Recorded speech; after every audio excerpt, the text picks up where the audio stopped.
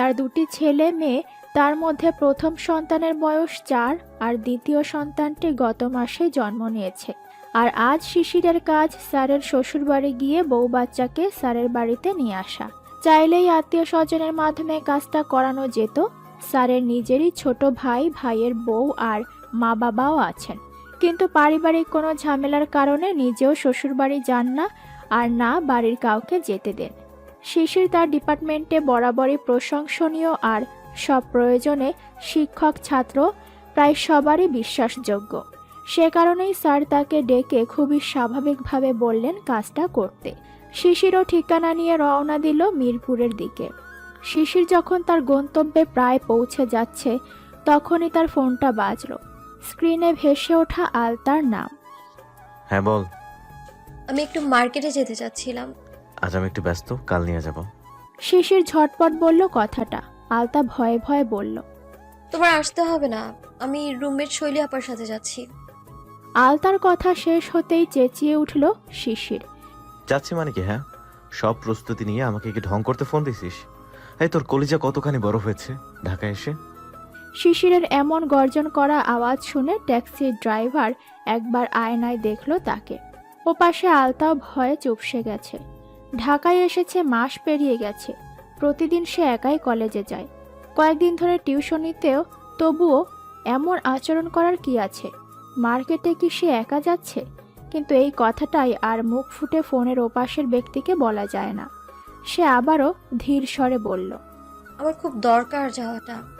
কি দরকারে যাবে বল, আমি দরকার পূরণ করব। বল শীঘ্রই। এবারও ঝাড়ি মেরে কথা। আলতার ভীষণ খারাপ লাগছে, কিন্তু কি করে বলবে তার দরকারটা কি? ওসব কথা কি ছেলেদের বলা যায়? বাড়ি ছেড়ে জীবনে কোথাও গিয়ে সে 10-12 দিন কাটায়নি, অন্তত মাসের শেষ সব দিনগুলোতে তো নয়।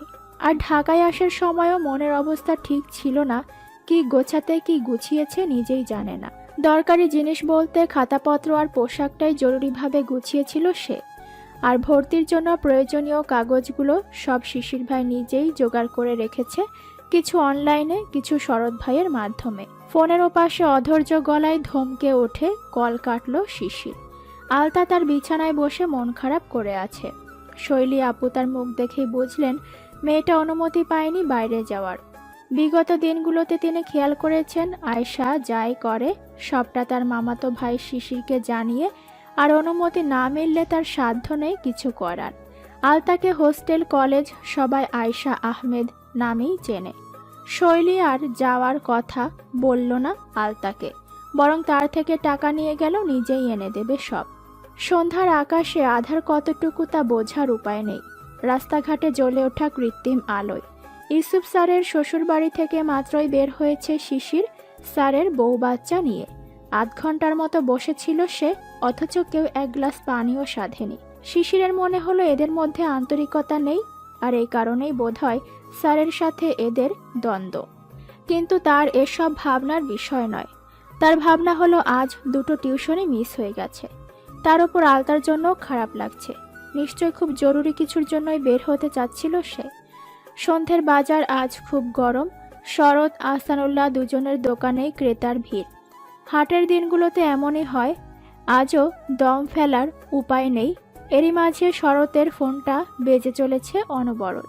কয়েকবার ফোন রেখেই কাস্টমারে মনোযোগ দিলেও বারবার কল আসায় নতুন কর্মচারীটিকে সামলাতে বলে ফোন রিসিভ করলো।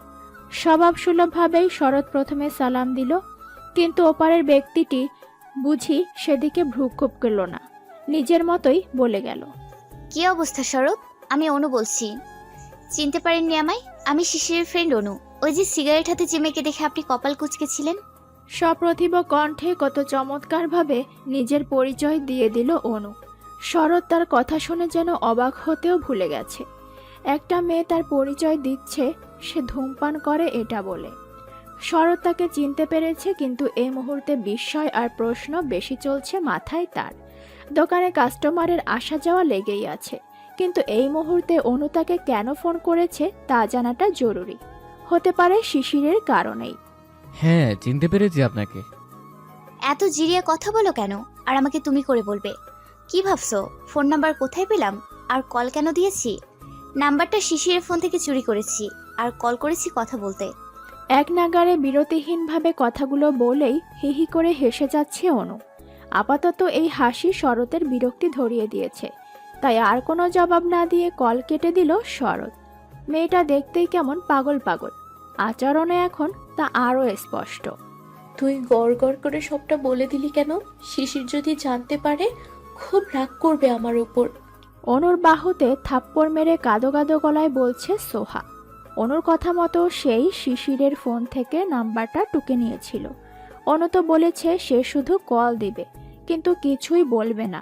কিন্তু এই মেয়ে তো কি সুন্দর গটগট করে সব বলে দিল। এখন নিশ্চয়ই শরৎ ভাইয়া শিশিরকে বলে দিবে। শিশির ময়না তদন্তে নেমে যখন জানবে সোহা নাম্বার দিয়েছে, তাও কিনা এমন লুকিয়ে, তখন নিশ্চয়ই রাগ করবে। আর যাই হোক, শিশিরের রাগ তার সহ্য হবে না, সে কষ্ট পাবে তেমন কিছু হলে।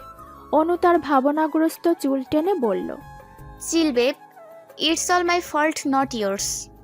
সিগারেট জ্বালিয়ে লম্বা এক টান দিয়ে আবারও বিজ্ঞের মতো অনু বলল, শরৎ দেখতে একদম কুল আর হ্যান্ডসাম বয়। কেন জানি তাকে দেখে মাম্মাস বয় টাইপ ফিলিংসের সাথে একটা রোমান্টিক ভাবও আসে। মানে এই ছেলে বউ আর মায়ের জন্য সব করতে পারবে টাইপ। শিশির আবার যথেষ্ট অ্যাগ্রেসিভ, তাই না? সোহা চুপচাপ শুনছে আর চিন্তায় অস্থির হচ্ছে। শরৎ ভাইয়া যদি এখন শিশিরকে ফোন দিয়ে বলে দেয় কথাটা, তবে নিশ্চয় শিশির কল দিয়েই আগে তাকে ঝাড়বে। এই অনু, আমার ভয় লাগছে খুব। শিশির খুব রেগে যাবে রে। সে তো বলেছিল তার ভাইয়া খুবই শান্ত সরল মানুষ, ফাজলামো একদম পছন্দ করেন না। শিশিরের চামচা চুপ থাক তুই, আমাকে আমার কাজ করতে দে। কথাটা বলেই অনু সোহার হাত থেকে তার ফোনটা কেড়ে নিল। মেসেজ অপশনে গিয়ে একটা বার্তা লিখল, এত রুড আচরণ করার জন্য তোমার বিরুদ্ধে জরিমানা করা হলো। শরতের নাম্বারে মেসেজটা পাঠিয়ে দিয়েই অনু কুটিল হেসে বলল, কল এলে রিসিভ করবি। সোহা হা করে দেখল সবটা। এই মেয়ে কি পাগল হলো? শরতের বড় ভাইকে এমন জ্বালাতে থাকলে, শিশিরের বড় ভাইকে এমন জ্বালাতে থাকলে নিশ্চিত শিশিরের ক্রোধের মুখে পড়তে হবে, সেই সাথে লজ্জাতেও। শিশির দাঁড়িয়ে আছে আলতার হোস্টেলের গেটের সামনে। ঠিক 9টায় গেট বন্ধ হয়ে গেছে। এই হোস্টেলে প্রায় সব মেয়েই স্টুডেন্ট। এখানে চাকুরিজীবী কোনো সদস্য নেই বলেই নিয়মটা এমন। 9টার পর কেউ কিছুতেই বের হতে পারবে না, আর না ঢুকতে পারবে। তাই আলতা এসে গেটের ওপাশে দাঁড়িয়ে আছে শিশিরের ফোন পেয়ে। বল এবার, কি জন্য বাইরে যেতে চাচ্ছিলি? গম্ভীরতা এখনো বজায় রেখে কথা বলছে শিশির। আলতার সাথে শৈলীও এসেছে, তা শিশির খেয়াল করেনি। সে আবারও কিছু বলতে চাইলে শৈলী বলল, ও কি তোমাদের সব দরকার জানিয়ে পূরণ করবে নাকি? একটা মেয়ের কত কি প্রয়োজন হতে পারে, সব কি তোমার অপেক্ষায় ফেলে রাখবে? আশ্চর্য। শৈলী কথায় শিশির এবার খেয়াল করলো আলতার পাশের শুকনো ফর্সা এক মেয়েকে। শিশিরের গলার স্বর নরম হলো এবার। শৈলী আপু জগন্নাথের ছাত্রী, শিশিরের চেয়েও সিনিয়র। তারা আগে থেকেই পরিচিত এবং শিশিরের এক বন্ধুর বড় বোন সে, আর সব খোঁজ নিয়েই আলতাকে এখানে রেখেছে সে। নরম কণ্ঠে এবার নিজেই বলল, না আপু, তেমন কিছু না, কিন্তু ওর তো মোটামুটি প্রয়োজনীয় সব আগেই কিনে এনেছিলাম, ফুপু আম্মার দেওয়ার লিস্ট অনুযায়ী। তাহলে তার কাছে স্যানিটারি জিনিসপত্র নেই কেন শিশির? সে একটা মেয়ে, তার মহশীল সমস্যা থাকতেই পারে। এটা কেন তোমার ফুপু ভুলে গেলেন? আর তুমিও ফুপুর ভাতিজা, সবসময় ওকে ঝাড়ির ওপর রাখো। শৈলীর বেশ বিরক্ত লাগছে। আলতা যেদিন থেকে এখানে থাকছে সেদিন থেকেই দেখছে আলতা এক পাও নিজের মতো এদিক ওদিক চলে না। তার এসব ভালো লাগে না। প্রয়োজন অনেক রকম হয়, সব সময় কি সে শিশিরকে ডেকে এনে তারপর পূরণ করবে? হ্যাঁ, মেয়েটা ছোট আর আগে ঢাকায়ও ছিল না কখনো, সে হিসেবে সতর্ক থাকা ভালো। কিন্তু এত রেস্ট্রিকশন নিয়ে কি থাকা যায়? শিশির বুঝতে পারলো সমস্যাটা কোথায়, কিন্তু শৈলী আপুর সামনে কিছু বলতে আনইজি লাগছে তার। শৈলীও বোধহয় খেয়াল করলো শিশিরের সংকোচ, তাই কাউকে কল করার বাহানায় গেট থেকে সরে বাগানের দিকে গেল। শৈলী যেতেই শিশির বলল, আমি আধ ঘন্টার মধ্যে সব ব্যবস্থা করছি, কল দিলে আবার একটু গেটে আসবি। আলতার খুব লজ্জা লাগছে শিশির ভাইয়ের দিকে তাকাতে। সে জীবনেও এসব সমস্যা কোনো ছেলের সামনে বলেনি কিংবা শোনেনি। বড় মামি সবসময় বলতো এসব মেয়েলি ব্যাপার লুকিয়ে রাখতে হয়, পুরুষরা শুনলে লজ্জা। তাই তো সে বিকেলে শিশির ভাইকে তার প্রয়োজনটা বলতে পারেনি। কিন্তু এখন শিশির ভাই নিজেই ইঙ্গিত দিচ্ছেন প্রয়োজনীয় জিনিস নিয়ে আসবেন। অনেকটা দ্বিধা আর লজ্জা ভারে মাথা নুয়ে সে জবাব দিল। শৈলী আপা সব এনে দিয়েছে। হাফ ছেড়ে যেন বাঁচল শিশির, কারণ সে নিজে এখন এসব আনতে গেলে বিপদে পড়তো। কি লাগবে, কি কিনবে, কিভাবে কিনবে কিছুই তো জানে না। তবু আলতার প্রয়োজন বলেই হয়তো বলে ফেলেছে নিয়ে আসবে এখনই। তার মেজাজটা এখন একটু খারাপই আছে বলা যায় বিকেল থেকে। তার নোভা নামে এক কলেজ ছাত্রী তাকে কাল থেকে খুব ডিস্টার্ব করছে। মেয়েটা ভালোবাসার কিছুই বোঝে না, শুধু পাগল হয়ে পড়ে আছে তার পেছনে। সে খুব শীঘ্রই এই টিউশনি হারাবে ভেবে আজ নিজেই মেয়েটার মাকে ফোন দিয়ে বলেছে সে আর পড়াবে না। ওখানে গিয়ে মেয়ের আচরণে যদি তার সম্মানে আঘাত লাগে, তার চেয়ে বরং নিজেই ঝুঁকি এড়িয়ে চলা ভালো। কিন্তু এ তো মহা বিপদ হলো। মেয়ের মা নিজেই মেয়েকে সামলানোর বদলে বলল, আমার মেয়ে দেখতে এতটাও খারাপ নয়, কিছুদিন না হয় তার সাথে মিলিয়েই পড়াও, সামনেই তো বোর্ড পরীক্ষা।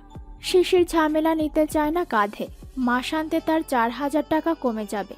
তবুও মেয়েলি বিপদ কাঁধে নিয়ে চলা মুশকিল। আলতার মুখটার দিকে আরেকবার তাকিয়ে বলল, খেয়েছিস? হুম পড়াশোনা ঠিকঠাক করছিস তো? হুম রেগে আছিস? শিশির কথাটা বলতেই চকিতে তাকালো আলতা। শিশির ভাই জানতে চাচ্ছে সে রেগে আছে কিনা। এ জীবনে এমন কথা এই প্রথম বলল শিশির ভাই। শিশিরও বোধহয় আলতার এই চাহনির অর্থ বুঝল। অপ্রস্তুত হয়ে বলল, ভেতরে যা, আমি চলে যাচ্ছি। কিছু লাগলে আমাকে সরাসরি ফোন করে বলে দিবি, আর যদি কল না তুলি মেসেঞ্জারে লিখে দিবি। আলতা মাথা নেড়ে হ্যাঁ বলতে শিশির ইশারা করল আলতাকে চলে যেতে। আলতাও চলে গেল শৈলীর কাছে। তা দেখে শিশিরও ফিরে পেল। সারা রাত ছটফট করে কাটল সোহার। অনু তাকে এ কেমন বিপদে ফেলল। এখন যদি শিশির কোনো রকমে জেনে যায় ঘটনা, নিশ্চয়ই তাকে খারাপ ভাববে। অনুর জন্য সে শিশিরকে মিথ্যে বলে তার ফোন থেকে শরতের নাম্বার নিয়েছে। তারই বোঝা উচিত ছিল অনুর কমন সেন্স নেই, কখন কি করে তার ঠিক নেই একদমই। না, ভয় হচ্ছে খুব। এতক্ষণে নিশ্চয়ই শরৎ ভাই আর শিশিরকে বলে দিয়েছে তার বান্ধবী ফোন করেছে। আর অনু কি চমৎকার নিজের দোষ ঢেকে তার নাম বলে দিল। সোহা সবে রাতের খাবার খেতে বসেছিল, অমনি তার ফোনে অনুর কল। কি সমস্যা, শান্তিতে খেতেও দিবি না? মেয়েকে রাগ দেখিয়ে বলল সোহা। দোস্ত শরৎ কল দিছে, বলতেছে তুমি আপনি এমন সম্বোধন করছো কেন? আমি তোমার ফ্রেন্ডের বড় ভাই। কল করে আমার সাথে মজা করাটা খুব বেশি অভদ্রতা হয়ে গেল না? ব্যাটারে যত ইনোসেন্ট মনে করছি ততটা না রে।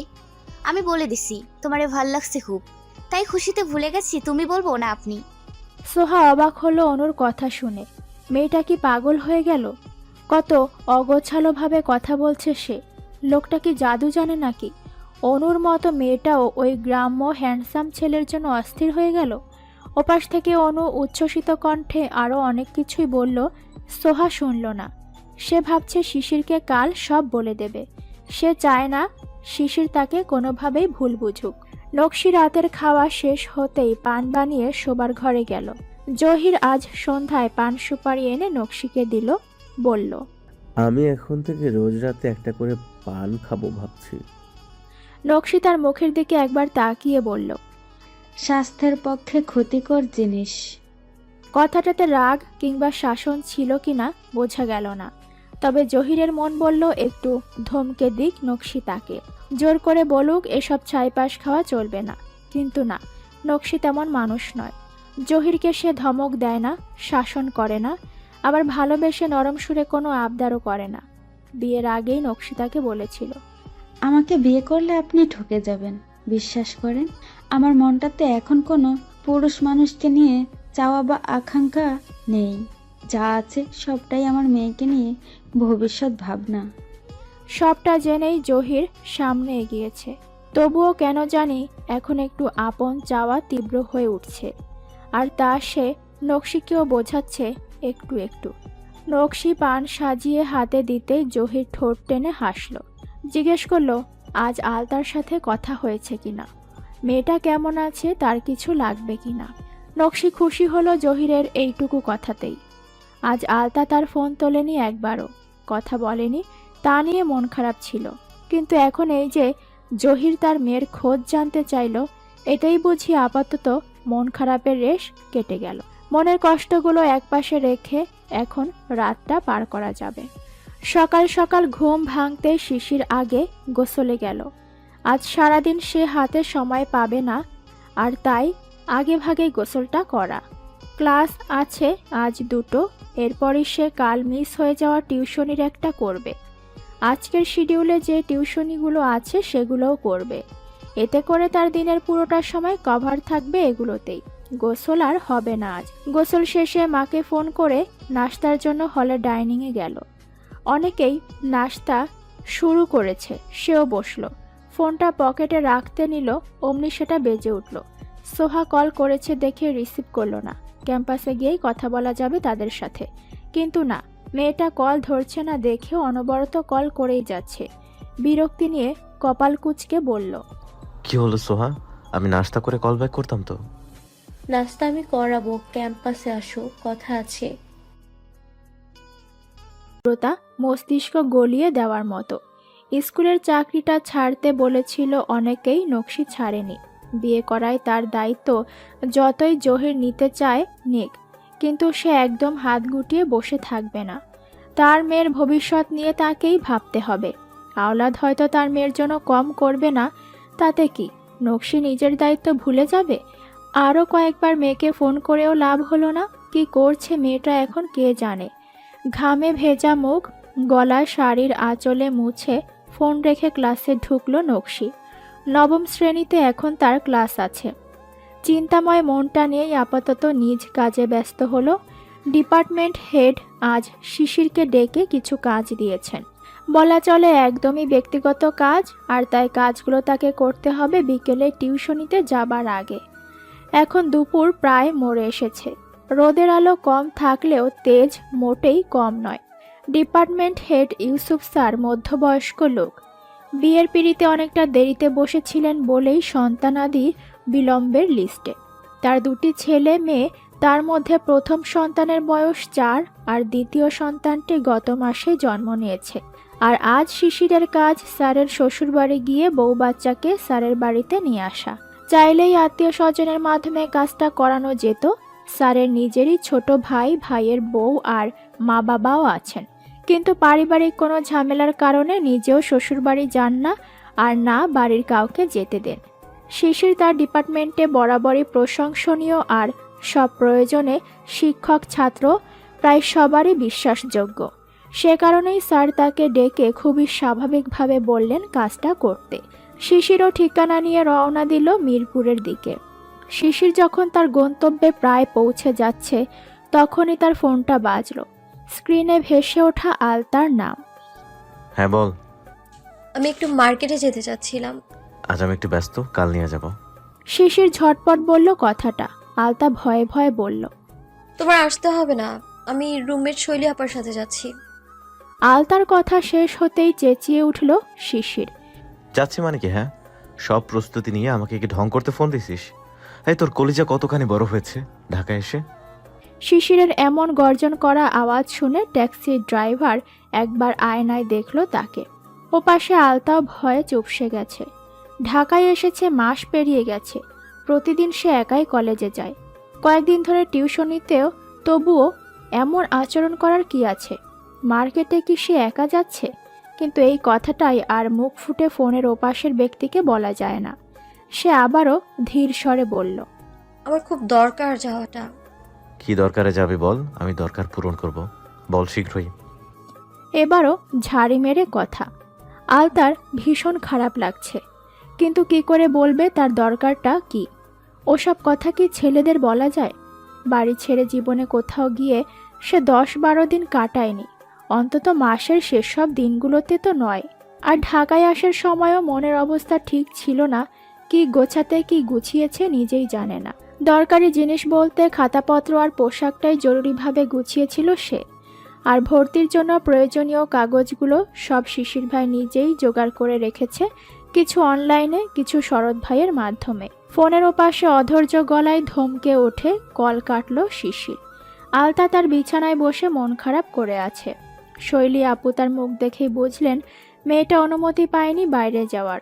বিগত দিনগুলোতে তিনি খেয়াল করেছেন আয়শা যাই করে সবটা তার মামাতো ভাই শিশিরকে জানিয়ে, আর অনুমতি না মিললে তার সাধ্য নেই কিছু করার। আলতাকে হোস্টেল কলেজ সবাই আয়শা আহমেদ নামেই চেনে। শৈলী আর যাওয়ার কথা বলল না আলতাকে, বরং তার থেকে টাকা নিয়ে গেল নিজেই এনে দেবে সব। সন্ধ্যার আকাশে আধার কতটুকু তা বোঝার উপায় নেই। রাস্তাঘাটে জ্বলে ওঠা কৃত্রিম আলোয় ইউসুফ স্যারের শ্বশুরবাড়ি থেকে মাত্রই বের হয়েছে শিশির স্যারের বউ বাচ্চা নিয়ে। আধ ঘন্টার মতো বসেছিল সে, অথচ কেউ এক গ্লাস পানিও সাধেনি। শিশিরের মনে হলো এদের মধ্যে আন্তরিকতা নেই, আর এই কারণেই বোধহয় স্যারের সাথে এদের দ্বন্দ্ব। কিন্তু তার এসব ভাবনার বিষয় নয়। তার ভাবনা হলো আজ দুটো টিউশনই মিস হয়ে গেছে। তার ওপর আলতার জন্য খারাপ লাগছে। নিশ্চয় খুব জরুরি কিছুর জন্যই বের হতে চাচ্ছিল সে। সন্ধ্যের বাজার আজ খুব গরম। শরৎ আহসানুল্লাহ দুজনের দোকানেই ক্রেতার ভিড়। হাটের দিনগুলোতে এমনই হয়। আজও দম ফেলার উপায় নেই। এরই মাঝে শরতের ফোনটা বেজে চলেছে অনবরত। কয়েকবার ফোন রেখেই কাস্টমারে মনোযোগ দিলেও বারবার কল আসায় নতুন কর্মচারীটিকে সামলাতে বলে ফোন রিসিভ করলো। স্বভাবসুলভভাবেই শরৎ প্রথমে সালাম দিল, কিন্তু ওপারের ব্যক্তিটি বুঝি সেদিকে ভ্রুক্ষেপ করল না, নিজের মতোই বলে গেল, কি অবস্থা শরৎ? আমি অনু বলছি। চিনতে পারেননি আমায়? আমি শিশিরের ফ্রেন্ড অনু। ওই যে সিগারেট হাতে যে মেয়েকে দেখে আপনি কপাল কুঁচকেছিলেন। সপ্রতিভ কণ্ঠে কত চমৎকারভাবে নিজের পরিচয় দিয়ে দিল অনু। শরৎ তার কথা শুনে যেন অবাক হতেও ভুলে গেছে। একটা মেয়ে তার পরিচয় দিচ্ছে সে ধূমপান করে এটা বলে।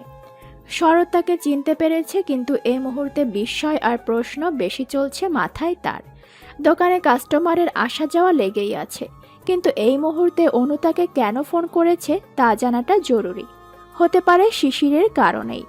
হ্যাঁ, চিনতে পেরেছি আপনাকে। এত জিরিয়া কথা বলো কেন? আর আমাকে তুমি করে বলবে? কি ভাবছো? ফোন নাম্বার কোথায় পেলাম? আর কল কেন দিয়েছি? নাম্বারটা শিশিরের ফোন থেকে চুরি করেছি, আর কল করেছি কথা বলতে। এক নাগারে বিরতিহীনভাবে কথাগুলো বলেই হিহি করে হেসে যাচ্ছে অনু। আপাতত এই হাসি শরতের বিরক্তি ধরিয়ে দিয়েছে, তাই আর কোনো জবাব না দিয়ে কল কেটে দিল শরৎ। মেয়েটা দেখতেই কেমন পাগল পাগল, আচরণে এখন তা আরও স্পষ্ট। তুই গড় গড় করে সবটা বলে দিলি কেন? শিশির যদি জানতে পারে খুব রাগ করবে আমার উপর। অনুর বাহুতে থাপ্পড় মেরে কাঁদো কাঁদো গলায় বলছে সোহা। অনুর কথা মতো সেই শিশিরের ফোন থেকে নাম্বারটা টুকে নিয়েছিল। অনু তো বলেছে সে শুধু কল দিবে, কিন্তু কিছুই বলবে না। কিন্তু এই মেয়ে তো কি সুন্দর গটগট করে সব বলে দিল। এখন নিশ্চয়ই শরৎ ভাইয়া শিশিরকে বলে দিবে। শিশির ময়না তদন্তে নেমে যখন জানবে সোহা নাম্বার দিয়েছে, তাও কিনা এমন লুকিয়ে, তখন নিশ্চয়ই রাগ করবে। আর যাই হোক, শিশিরের রাগ তার সহ্য হবে না। সে কষ্ট পাবে তেমন কিছু হলে। অনু তার ভাবনাগ্রস্ত চুল টেনে বলল, chill babe, it's all my fault, not yours. Cigarette জ্বালিয়ে লম্বা এক টান দিয়ে আবারও বিজ্ঞের মতো অনু বলল, শরৎ দেখতে একদম কুল আর হ্যান্ডসাম বয়। কেন জানি তাকে দেখে মাম্মাস বয় টাইপ ফিলিংসের সাথে একটা রোমান্টিক ভাবও আসে। মানে এই ছেলে বউ আর মায়ের জন্য সব করতে পারবে টাইপ। শিশির আবার যথেষ্ট অ্যাগ্রেসিভ, তাই না? সোহা চুপচাপ শুনছে আর চিন্তায় অস্থির হচ্ছে। শরৎ ভাইয়া যদি এখন শিশিরকে ফোন দিয়ে বলে দেয় কথাটা, তবে নিশ্চয় শিশির কল দিয়েই আগে তাকে ঝাড়বে। এই অনু, আমার ভয় লাগছে খুব। শিশির খুব রেগে যাবে রে। সে তো বলেছিল তার ভাইয়া খুবই শান্ত সরল মানুষ, ফাজলামো একদম পছন্দ করেন না। শিশিরের চামচে চুপ থাক তুই, আমাকে আমার কাজ করতে দে। কথাটা বলেই অনু সোহার হাত থেকে তার ফোনটা কেড়ে নিল। মেসেজ অপশনে গিয়ে একটা বার্তা লিখল, এত রুড আচরণ করার জন্য তোমার বিরুদ্ধে জরিমানা করা হলো। শরতের নাম্বারে মেসেজটা পাঠিয়ে দিয়েই অনু কুটিল হেসে বলল, কল এলে রিসিভ করবি। সোহা হা করে দেখল সবটা। এই মেয়ে কি পাগল হলো? শরতের বড় ভাইকে এমন জ্বালাতে থাকলে, শিশিরের বড় ভাইকে এমন জ্বালাতে থাকলে নিশ্চিত শিশিরের ক্রোধের মুখে পড়তে হবে, সেই সাথে লজ্জাতেও। শিশির দাঁড়িয়ে আছে আলতার হোস্টেলের গেটের সামনে। ঠিক 9টায় গেট বন্ধ হয়ে গেছে। এই হোস্টেলে প্রায় সব মেয়েই স্টুডেন্ট। এখানে চাকুরিজীবী কোনো সদস্য নেই বলেই নিয়মটা এমন। 9টার পর কেউ কিছুতেই বের হতে পারবে না, আর না ঢুকতে পারবে। তাই আলতা এসে গেটের ওপাশে দাঁড়িয়ে আছে শিশিরের ফোন পেয়ে। বল এবার, কি জন্য বাইরে যেতে চাচ্ছিলি? গম্ভীরতা এখনো বজায় রেখে কথা বলছে শিশির। আলতার সাথে শৈলীও এসেছে, তা শিশির খেয়াল করেনি। সে আবারও কিছু বলতে চাইলে শৈলী বলল, ও কি তোমাদের সব দরকার জানিয়ে পূরণ করবে নাকি? একটা মেয়ের কত কি প্রয়োজন হতে পারে, সব কি তোমার অপেক্ষায় ফেলে রাখবে? আশ্চর্য। শৈলী কথায় শিশির এবার খেয়াল করলো আলতার পাশের শুকনো ফর্সা এক মেয়েকে। শিশিরের গলার স্বর নরম হলো এবার। শৈলী আপু জগন্নাথের ছাত্রী, শিশিরের চেয়েও সিনিয়র। তারা আগে থেকেই পরিচিত এবং শিশিরের এক বন্ধুর বড় বোন সে, আর সব খোঁজ নিয়েই আলতাকে এখানে রেখেছে সে। নরম কণ্ঠে এবার নিজেই বলল, না আপু, তেমন কিছু না, কিন্তু ওর তো মোটামুটি প্রয়োজনীয় সব আগেই কিনে এনেছিলাম, ফুপু আমার দেওয়ার লিস্ট অনুযায়ী। তাহলে তার কাছে স্যানিটারি জিনিসপত্র নেই কেন শিশির? সে একটা মেয়ে, তার মহশীল সমস্যা থাকতেই পারে। এটা কেন তোমার ফুপু ভুলে গেলেন? আর তুমিও ফুপুর ভাতিজা, সবসময় ওকে ঝাড়ির ওপর রাখো। শৈলীর বেশ বিরক্ত লাগছে। আলতা যেদিন থেকে এখানে থাকছে সেদিন থেকেই দেখছে আলতা এক পাও নিজের মতো এদিক ওদিক চলে না। তার এসব ভালো লাগে না। প্রয়োজন অনেক রকম হয়, সব সময় কি সে শিশিরকে ডেকে এনে তারপর পূরণ করবে? হ্যাঁ, মেয়েটা ছোট আর আগে ঢাকায়ও ছিল না কখনো, সে হিসেবে সতর্ক থাকা ভালো। কিন্তু এত রেস্ট্রিকশন নিয়ে কি থাকা যায়? শিশির বুঝতে পারলো সমস্যাটা কোথায়, কিন্তু শৈলী আপুর সামনে কিছু বলতে আনইজি লাগছে তার। শৈলীও বোধহয় খেয়াল করলো শিশিরের সংকোচ, তাই কাউকে কল করার বাহানায় গেট থেকে সরে বাগানের দিকে গেল। শৈলী যেতেই শিশির বলল, আমি আধ ঘন্টার মধ্যে সব ব্যবস্থা করছি, কল দিলে আবার একটু গেটে আসবি। আলতার খুব লজ্জা লাগছে শিশির ভাইয়ের দিকে তাকাতে। সে জীবনেও এসব সমস্যা কোনো ছেলের সামনে বলেনি কিংবা শোনেনি। বড় মামি সবসময় বলতো এসব মেয়েলি ব্যাপার লুকিয়ে রাখতে হয়, পুরুষরা শুনলে লজ্জা। তাই তো সে বিকেলে শিশির ভাইকে তার প্রয়োজনটা বলতে পারেনি। কিন্তু এখন শিশির ভাই নিজেই ইঙ্গিত দিচ্ছেন প্রয়োজনীয় জিনিস নিয়ে আসবেন। অনেকটা দ্বিধা আর লজ্জা ভারে মাথা নুয়ে সে জবাব দিল। শৈলী আপা সব এনে দিয়েছে। হাঁপ ছেড়ে যেন বাঁচল শিশির, কারণ সে নিজে এখন এসব আনতে গেলে বিপদে পড়ত। কি লাগবে, কি কিনবে, কিভাবে কিনবে কিছুই তো জানে না। তবু আলতার প্রয়োজন বলেই হয়তো বলে ফেলেছে নিয়ে আসবে এখনই। তার মেজাজটা এখন একটু খারাপই আছে বলা যায় বিকেল থেকে। তার নোভা নামে এক কলেজ ছাত্রী তাকে কাল থেকে খুব ডিস্টার্ব করছে। মেয়েটা ভালোবাসার কিছুই বোঝে না, শুধু পাগল হয়ে পড়ে আছে তার পেছনে। সে খুব শীঘ্রই এই টিউশনি হারাবে ভেবে আজ নিজেই মেয়েটার মাকে ফোন দিয়ে বলেছে সে আর পড়াবে না। ওখানে গিয়ে মেয়ের আচরণে যদি তার সম্মানে আঘাত লাগে, তার চেয়ে বরং নিজেই ঝুঁকি এড়িয়ে চলা ভালো। কিন্তু এ তো মহা বিপদ হলো। মেয়ের মা নিজেই মেয়েকে সামলানোর বদলে বলল, আমার মেয়ে দেখতে এতটাও খারাপ নয়, কিছুদিন না হয় তার সাথে মিলিয়েই পড়াও, সামনেই তো বোর্ড পরীক্ষা। শিশির ঝামেলা নিতে চায় না কাঁধে। মাসান্তে তার 4000 টাকা কমে যাবে, তবুও মেয়েলি বিপদ কাঁধে নিয়ে চলা মুশকিল। আলতার মুখটার দিকে আরেকবার তাকিয়ে বলল, খেয়েছিস? হুম পড়াশোনা ঠিকঠাক করছিস তো? হুম রেগে আছিস? শিশির কথাটা বলতেই চকিতে তাকালো আলতা। শিশির ভাই জানতে চাচ্ছে সে রেগে আছে কিনা। এ জীবনে এমন কথা এই প্রথম বলল শিশির ভাই। শিশিরও বোধহয় আলতার এই চাহনির অর্থ বুঝল। অপ্রস্তুত হয়ে বলল, ভেতরে যা, আমি চলে যাচ্ছি। কিছু লাগলে আমাকে সরাসরি ফোন করে বলে দিবি, আর যদি কল না তুলি মেসেঞ্জারে লিখে দিবি। আলতা মাথা নেড়ে হ্যাঁ বলতে শিশির ইশারা করল আলতাকে চলে যেতে। আলতাও চলে গেল শৈলীর কাছে। তা দেখে শিশিরও ফিরে পেল। সারা রাত ছটফট করে কাটল সোহার। অনু তাকে এ কেমন বিপদে ফেলল। এখন যদি শিশির কোনো রকমে জেনে যায় ঘটনা, নিশ্চয়ই তাকে খারাপ ভাববে। অনুর জন্য সে শিশিরকে মিথ্যে বলে তার ফোন থেকে শরতের নাম্বার নিয়েছে। তারই বোঝা উচিত ছিল অনুর কমন সেন্স নেই। কখন কি করে তার ঠিক নেই একদমই। না, ভয় হচ্ছে খুব।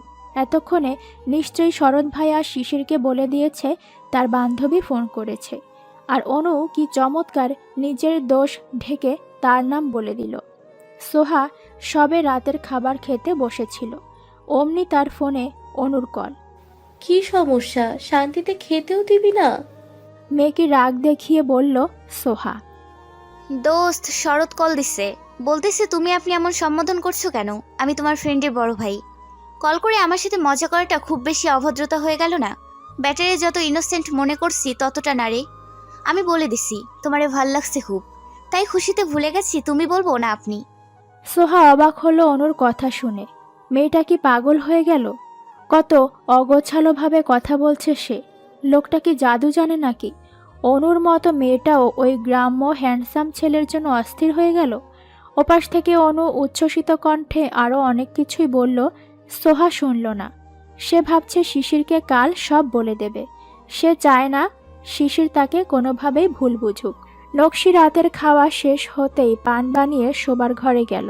জহির আজ সন্ধ্যায় পান সুপারি এনে নকশিকে দিল, বলল, আমি এখন থেকে রোজ রাতে একটা করে পান খাবো ভাবছি। নকশি তার মুখের দিকে একবার তাকিয়ে বলল, স্বাস্থ্যের পক্ষে ক্ষতিকর জিনিস। কথাটাতে রাগ কিংবা শাসন ছিল কিনা বোঝা গেল না। তবে জহিরের মন বলল একটু ধমকে দিক নকশি তাকে, জোর করে বলুক এসব ছাইপাশ খাওয়া চলবে না। কিন্তু না, নকশি তেমন মানুষ নয়।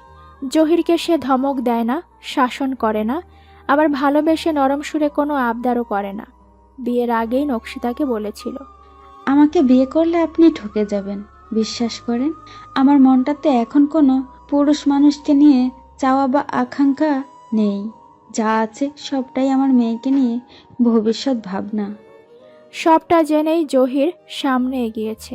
তবুও কেন জানি এখন একটু আপন চাওয়া তীব্র হয়ে উঠছে, আর তা সে নকশিকেও বোঝাচ্ছে একটু একটু। নকশি পান সাজিয়ে হাতে দিতেই জহির ঠোঁট টেনে হাসল। জিজ্ঞেস করলো আজ আলতার সাথে কথা হয়েছে কিনা, মেয়েটা কেমন আছে, তার কিছু লাগবে কিনা।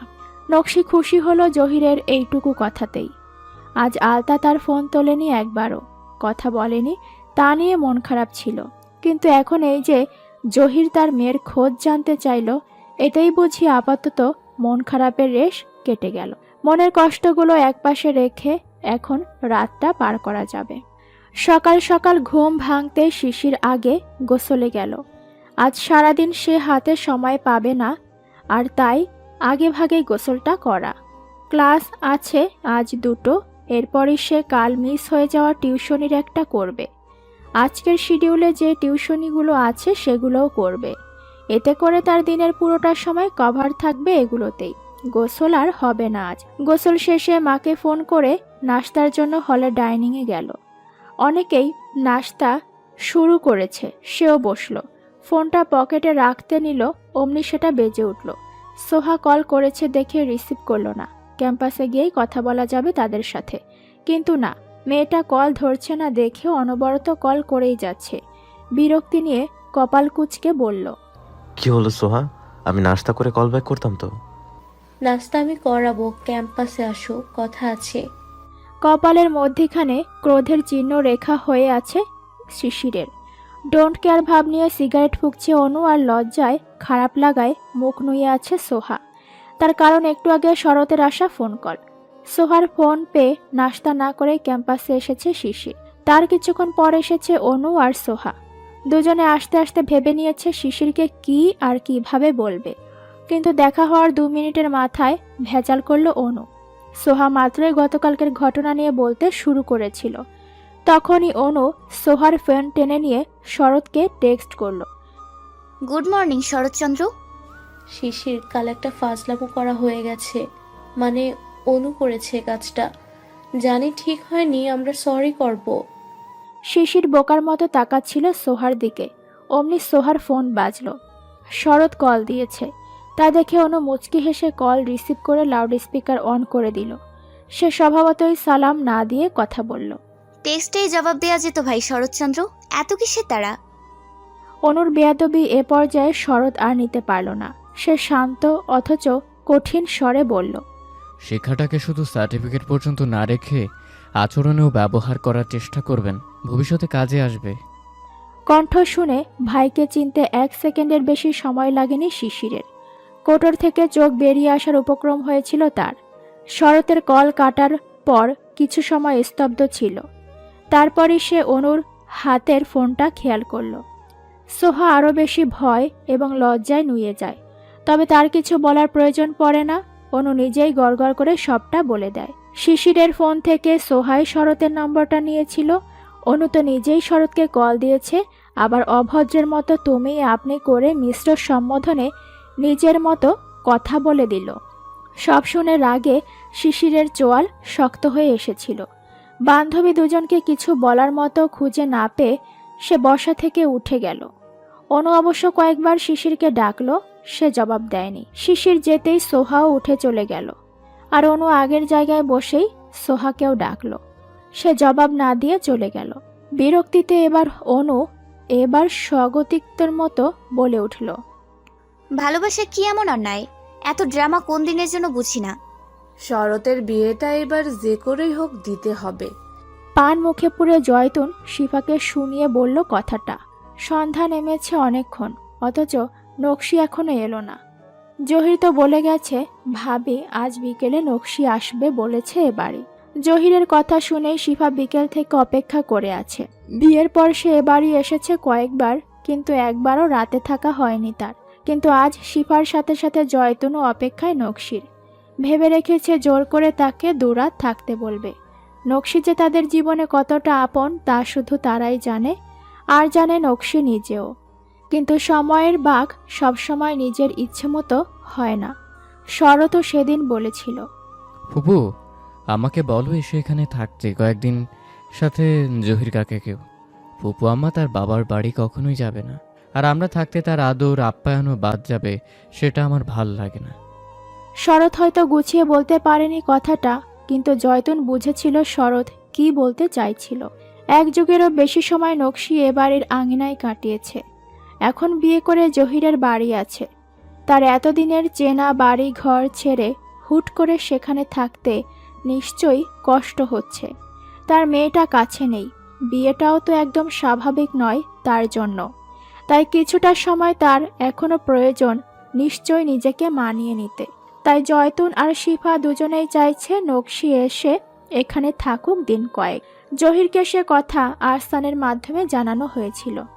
তাই আজ নকশির আসার কথা, অথচ এখনো এলো না বলে চিন্তা হচ্ছে তাদের দু জায়ের। জয়তুন এবার বললেন, শিশিরের মা, একটা ফোন করে দেখ নকশিরে, এখনো আইলো না কে?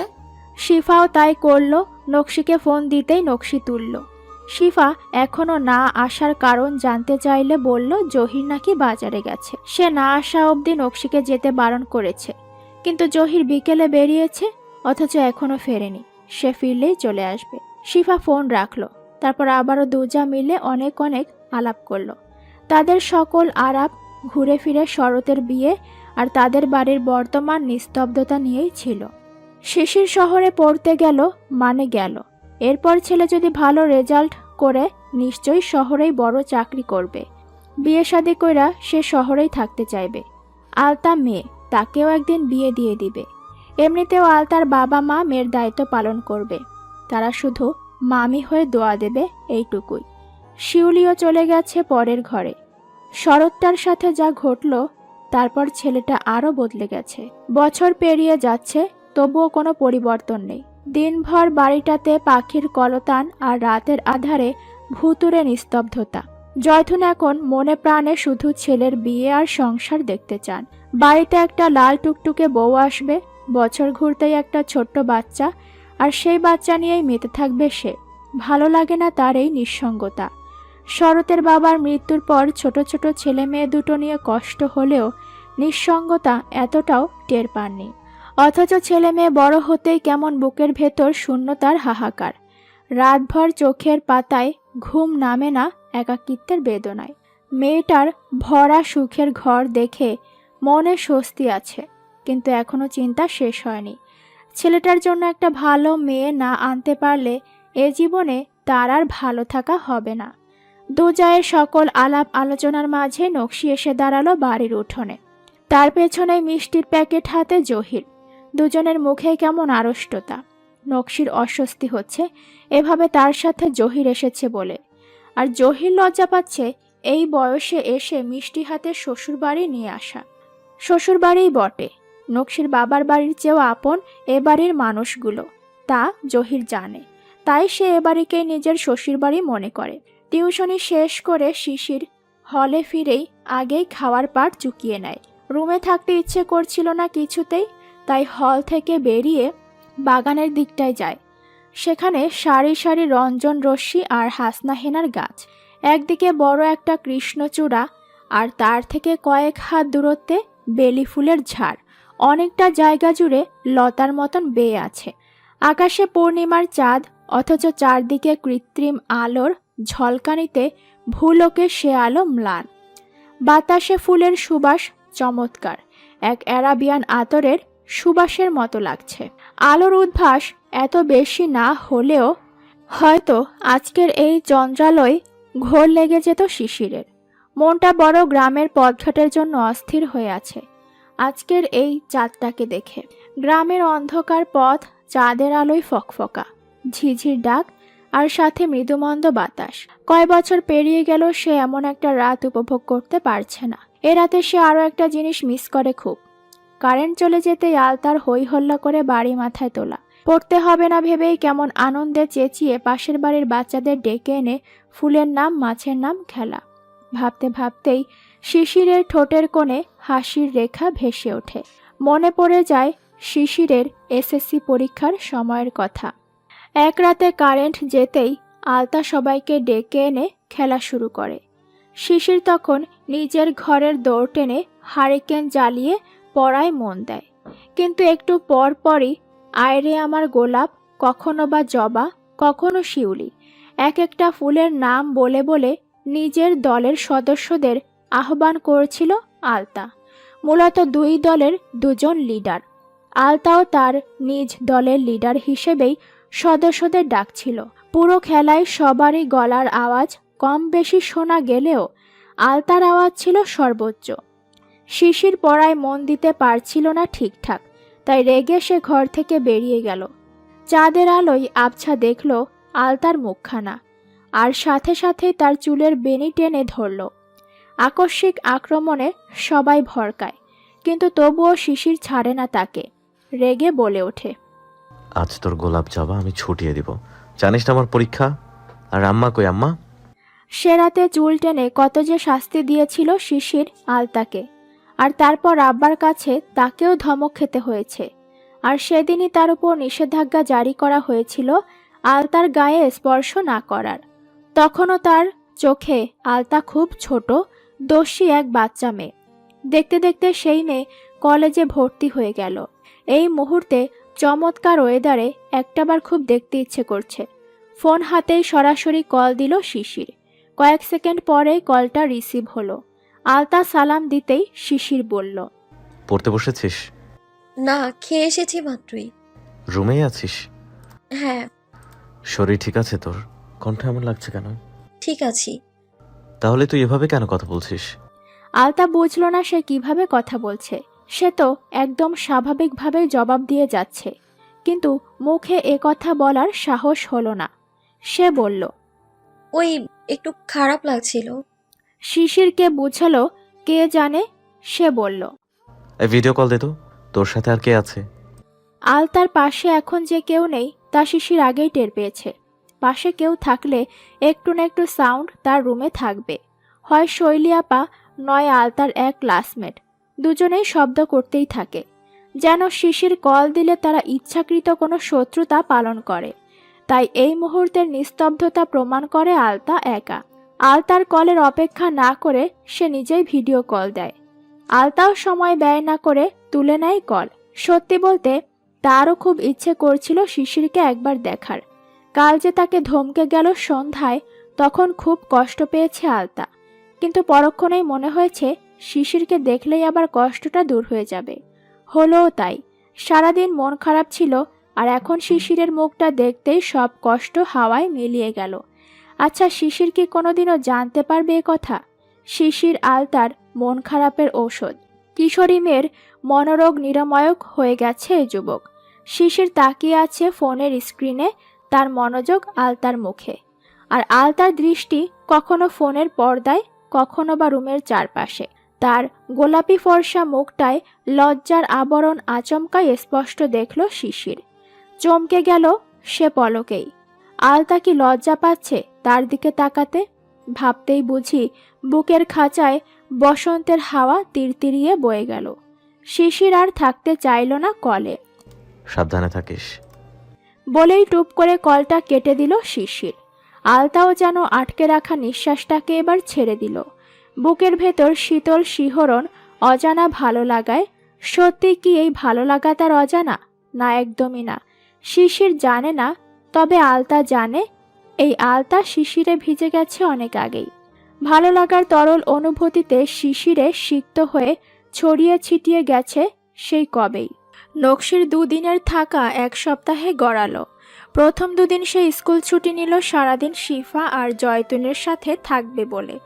কাটালো দুদিন খুব গল্পে, আড্ডায়, সেই সাথে ছেলে মেয়েদের ভবিষ্যৎ নিয়ে কত কি ভাবল।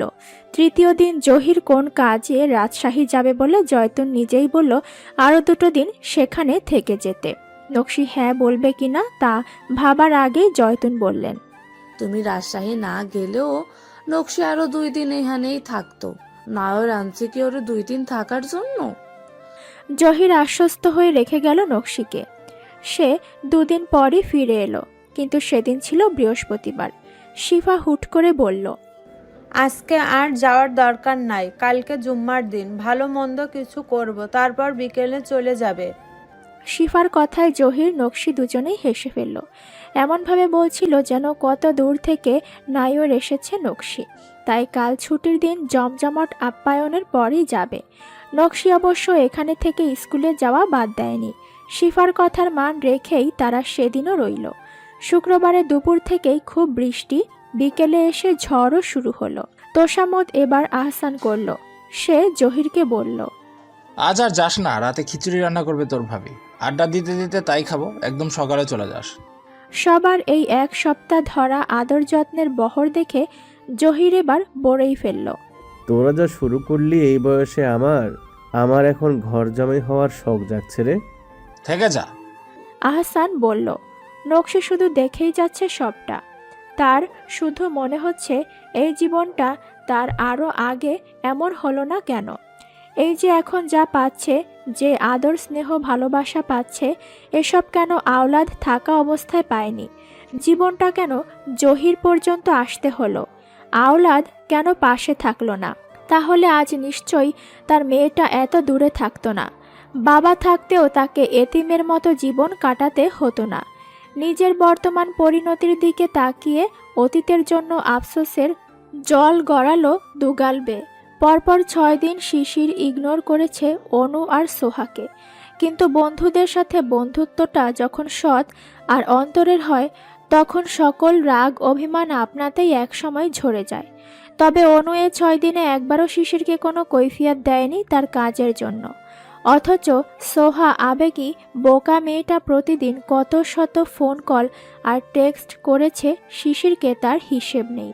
অথচ শিশিরটা কি কঠিন মানুষ যে তার ভাইয়ের সাথে বেয়াদবি আর ফোন নম্বর চুরির দায়ে সেই বন্ধুত্বটাই শেষ করে দিচ্ছে। 6টা দিন সোহা অস্থির হয়ে শিশিরের পেছনে লেগে থেকেও যখন সরি অ্যাকসেপ্ট করাতে পারল না, তখন বাধ্য হয়ে শরতের নাম্বারে নিজে কল দিল। রাত তখন 10টা বেজে গেছে। শহুরে জীবনে তখনও তেমন রাত নয়, 10টা, কিন্তু গ্রামে তখন ঘুমিয়ে পড়ার সময়। সদরত প্রতিদিনকার মতো খাওয়া দাওয়ার পর একটু হাঁটতে বের হয়েছিল। ফোনটা তার হাতে থাকায় আর বাইরে নেটওয়ার্ক ভালো বলেই সে একটু ফেসবুকিংও করছিল। এমন সময় চেনা তবে আনসেভ নম্বরটা থেকে কল আসতে দেখেই তার বিরক্তিতে কপাল কুঁচকে এলো। সেদিন কল দিয়ে অনুকে ঝাড়ি দেওয়ার পর সে রাতে শিশিরকেও ফোন করেছিল। অনুর চালচলন শরতের ঠিকঠাক মনে পড়ে এখনও। মেয়েটা জিন্স টপ পরা, ডার্ক লিপস্টিক আর আঙুলের ডগায় চেপে রাখা সিগারেটটা মনে পড়তেই সে শিশিরকে অনেকটা শাসনের সুরেই বলেছিল, হয় সঙ্গ ছাড়, না হয় শহর। তার মনে হয়েছিল এই নিষেধাজ্ঞা তার সেদিনই করা উচিত ছিল, যেদিন ঢাকায় গিয়ে মেয়েটাকে দেখেছিল। কিন্তু আজ আবার এই দ্বিতীয় নম্বর থেকে কল পেয়ে তার মনে হলো মেয়েটাকে আজও কিছু কথা বলা দরকার, এবং অবশ্যই আজকের কথাগুলো হবে তার জীবনের বলা সবথেকে বিশ্রী কথা। শরৎ যখন প্রস্তুতি সমেত কল ধরতে চাইল তখনই কলটা কেটে গেল, কিন্তু সেকেন্ড গড়াতেই পুনরায় কল এলে সে রিসিভ করলো, কিন্তু তাকে অবাক করে দিয়ে একদম স্নিগ্ধ স্বরে ভেসে এলো, সরি শরৎ ভাইয়া আপনাকে কল করার জন্য, আর সেদিন অনুর কড়া আচরণের জন্য। অনু খারাপ মেয়ে নয়, কিন্তু হাসি ঠাট্টার ধরন বোঝে না। ভাইয়া আমরা ভুল করে ফেলেছি, প্লিজ আমাদের ক্ষমা করে দেবেন। শরৎ অবাক হয়ে শুনল পুরো কথা। সে যে আচরণ করবে ভেবে রেখেছিল তা একদমই করল না, উল্টো সেও স্বাভাবিক স্বরে প্রশ্ন করল। আপনাকে ঠিক চিনতে পারছি না। অনুর সাথে 3 বার কথা হওয়ার দরুন শরতের চেনা সেই কণ্ঠ, কিন্তু সোহার কণ্ঠ সে চিনতে পারেনি। সোহাই এবার তার জবাবে বলল, ভাইয়া আমি সোহা, শিশিরের ফ্রেন্ড। ও ভাইয়া আমি সত্যি সরি, আমরা আসলে আপনার সাথে বেয়াদবি করতে চাইনি। কিন্তু করে ফেলেছে তাই তো। ঠেস মেরেই বলল শরৎ। না না, আসলে আমি কিছু। সংকোচে কি ইতস্ততায় তোতলাতে লাগলো সোহা। শরৎ খেয়াল করলো অনুর আচরণের সম্পূর্ণ বিপরীত এই মেয়েটির আচরণ। তবে প্রথমে সোহা অনু মনে হতেই যে মেজাজ খারাপ ভাব হতো, তা এ কটা দিন আজ তেমন হচ্ছে না, বরং এই মেয়েটার মিষ্টি আওয়াজ আর অনুনয়ের সাথে কথা বলাটা ভালো লাগছে। তাই নিজেই সে সোহার কথার মাঝে বলল, আচ্ছা বাদ দাও, বুঝলাম ইচ্ছাকৃতভাবে তোমরা এমন করনি। হয়তো ফ্রেন্ডের ভাইকেও ফ্রেন্ড পর্যায়ে ফেলে দিয়েছিলে, তবে আমি সে পর্যায়ে পড়ি না। অনুকে বলো একটু আচরণের শিথিলতা রাখতে, অন্তত সামনের মানুষটার বয়সের দিক খেয়াল রেখে। আমি সত্যি ছোটদের এবং অপরিচিতদের থেকে এমন আচরণ টলারেট করতে পারি না। শরতের কথাগুলো শুনেই হঠাৎ মুখ ফসকে সোহা বলে ফেলল, আমরা কি খুব অপরিচিত? হুট করে এক দেখা ছিল আমাদের, ছোট ভাইয়ের ফ্রেন্ডের সাথে এক দেখাতেই শুধু নামের পরিচয় খুব পরিচিত বলে মনে হয় না আমার। হাসি ঠাট্টা তো দূরের ব্যাপার। হেঁটে ফিরতে পথে কথা বলছিল শরৎ। বাড়ির গেটের কাছে চলে এসেছে খেয়াল হতেই সে নিজেই বলল, ভালো থেকো, আল্লাহ হাফেজ। সোহা অবাক হয়ে আল্লাহ হাফেজ বলতেও ভুলে গেল। এত তাড়া কেন লোকটার কল কাটার? সে যে উদ্দেশ্যে ফোন করলো সেটাই তো বলা হয়নি, কিন্তু আবার এখন কল করাটা ভালো দেখায় না। তবে এও তো একটা সুযোগ, কালকে আবার কল করার জন্য। ঠোঁটের কোণে হাসির ঝিলিক সোহার। সত্যিই সে কাল আবার কল দিবে। কোলের ওপর বালিশ রেখে তাতে বায়োলজি বইটা রাখা। ফ্যানের বাতাসে বইয়ের পাতা একের পর এক উল্টে যাচ্ছে, সেদিকে তার খেয়াল নেই। শৈলী আপার বয়ফ্রেন্ড আছে। প্রতিদিন রাত 9টার পর শুরু হয় তাদের ফোন আলাপ। সে কারণে অনেকটা সময় রুমে আর বাইরে বাগানে বসে ফোন আলাপ সারে। এখনও বাইরেই ছিলেন ফোন কলে থাকায় কথা শেষ হতেই রুমে এসে আলতাকে লক্ষ্য করে অবাক হন। এই মেয়ে মাঝে মধ্যে এত বেখেয়ালি কেন হয়ে যায় সে বোঝে না। আলতার সামনে এসে আলতো হাতে তার কাঁধ ছুঁয়ে প্রশ্ন করলেন, কি ভাবো এত তুমি আয়শা? ভাবনার মাঝে আচমকা প্রশ্নে চমকায় আলতা। সত্যিই সে ভাবনায় বিভোর ছিল অনেকটা সময়। বালিশের ওপর থেকে বইটা সরিয়ে বালিশের ওপর কনুই রেখে বসল। শৈলীর সাথে পরিচয়ের পর সে প্রথম একদমই মিশতে পারত না। তার বয়সে বড় এই মেয়েটিকে কোনো অজ্ঞাত কারণে ভয় ভয় লাগত। শৈলীও তা বুঝতে পারত বলেই একদিন জোর করেই আলতার সাথে গল্প করতে বসল। সময় লেগেছিল, তবে তার ভয়টাও কেটে গেল। আর সপ্তাহখানেকের মধ্যেই সে নিজের সম্পর্কে সব কথাই বিনা দ্বিধায় বলে দিল। বাবা মায়ের কথা জানতে চাইলে আলতা তার বাবা মায়ের বিচ্ছেদ এবং মাকে জোরপূর্বক বিয়ের পিঁড়িতে বসানো। শুধু লুকিয়ে গিয়েছিল তার মনের কুঠুরিতে লুকিয়ে থাকা এক মানবের গল্প, তার কৈশোরে পাওয়া প্রথম পুরুষের স্পর্শের গল্পটাও। অথচ আজকাল শৈলী খুব সন্দেহের নজরে পরখ করে তাকে আর শিশিরকে। আলতা অনেক ভেবে বলে সে মায়ের জন্য চিন্তিত। শৈলীর বিশ্বাস হয় না। সে বলে, মাকে নিয়ে চিন্তা করবে কেন? তুমি যা করেছো একদম ঠিক করেছো। তোমার কাছে শুনে এবং ছবি দেখে তোমার মাকে আমার একদমই অল্প বয়সী মনে হলো। অন্তত 40-এর ধারে কাছে এখনো পৌঁছায়নি বলেই মনে হলো। অথচ তোমাদের কলেজের রিন্তি ম্যামকে চিনি আমি। তিনি খুব সম্ভবত 40-এর কাছাকাছি, অথচ গত বছর তৃতীয় বিয়ে করলেন এবং গত বছর তার বড় মেয়ের বিয়ে দিলেন এবং আবার মহিলা প্রেগনেন্ট। লোক সমাজে নিয়ে অনেক সমালোচনা করছেন, ছিছি করছেন। এমনকি তার মেয়ে আর এক ছেলে দুটোই চাইছে তিনি যেন বিয়ে না করেন। ম্যাম কিন্তু কারোর কথা শোনেনি, কারণ তার নিজের ভবিষ্যৎ নিয়ে যে সে চিন্তিত। মেয়ের বিয়ে দিয়েছে, শ্বশুরবাড়ি আছে, ছেলেকে কলেজের টপ স্টুডেন্ট এবং বছরই সে বিদেশে চলে যাবে পড়াশোনার জন্য। এও শুনেছিলাম ছেলে যেভাবে সেটেল করবে। এবং এদিকে ম্যাম তার শেষ বয়সে চিন্তা করে নিজের জন্য একজন জীবনসঙ্গী বেছে নিয়েছেন।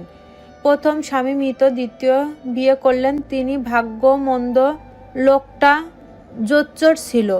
বিয়ে করার পর 1 মাসও হয়নি বিভিন্নভাবে টাকা পয়সার জন্য ব্ল্যাকমেল করত। বাধ্য হয়েই সেই বিয়ে ভাঙতে হলো। ছেলে মেয়ে দুটো এতে মায়ের থেকে আরও বেশি দূরে থাকতো।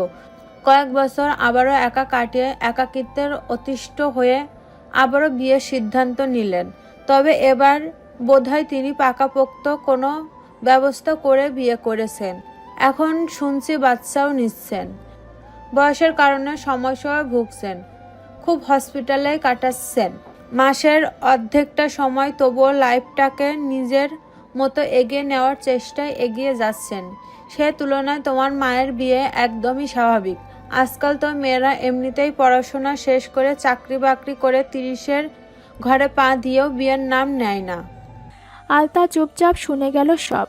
তার কথার মাঝে ম্যামের প্রেগনেন্সির কথাটা শুনে একটু কেমন কেমন লাগলো। তার মায়ের যদি একটা বাবু হয়, সে কলেজে পড়ে, অথচ তার ভাই বোন থাকবে এইটুকুনি, একদম ছোট। ইস, কেমন লাগবে তখন।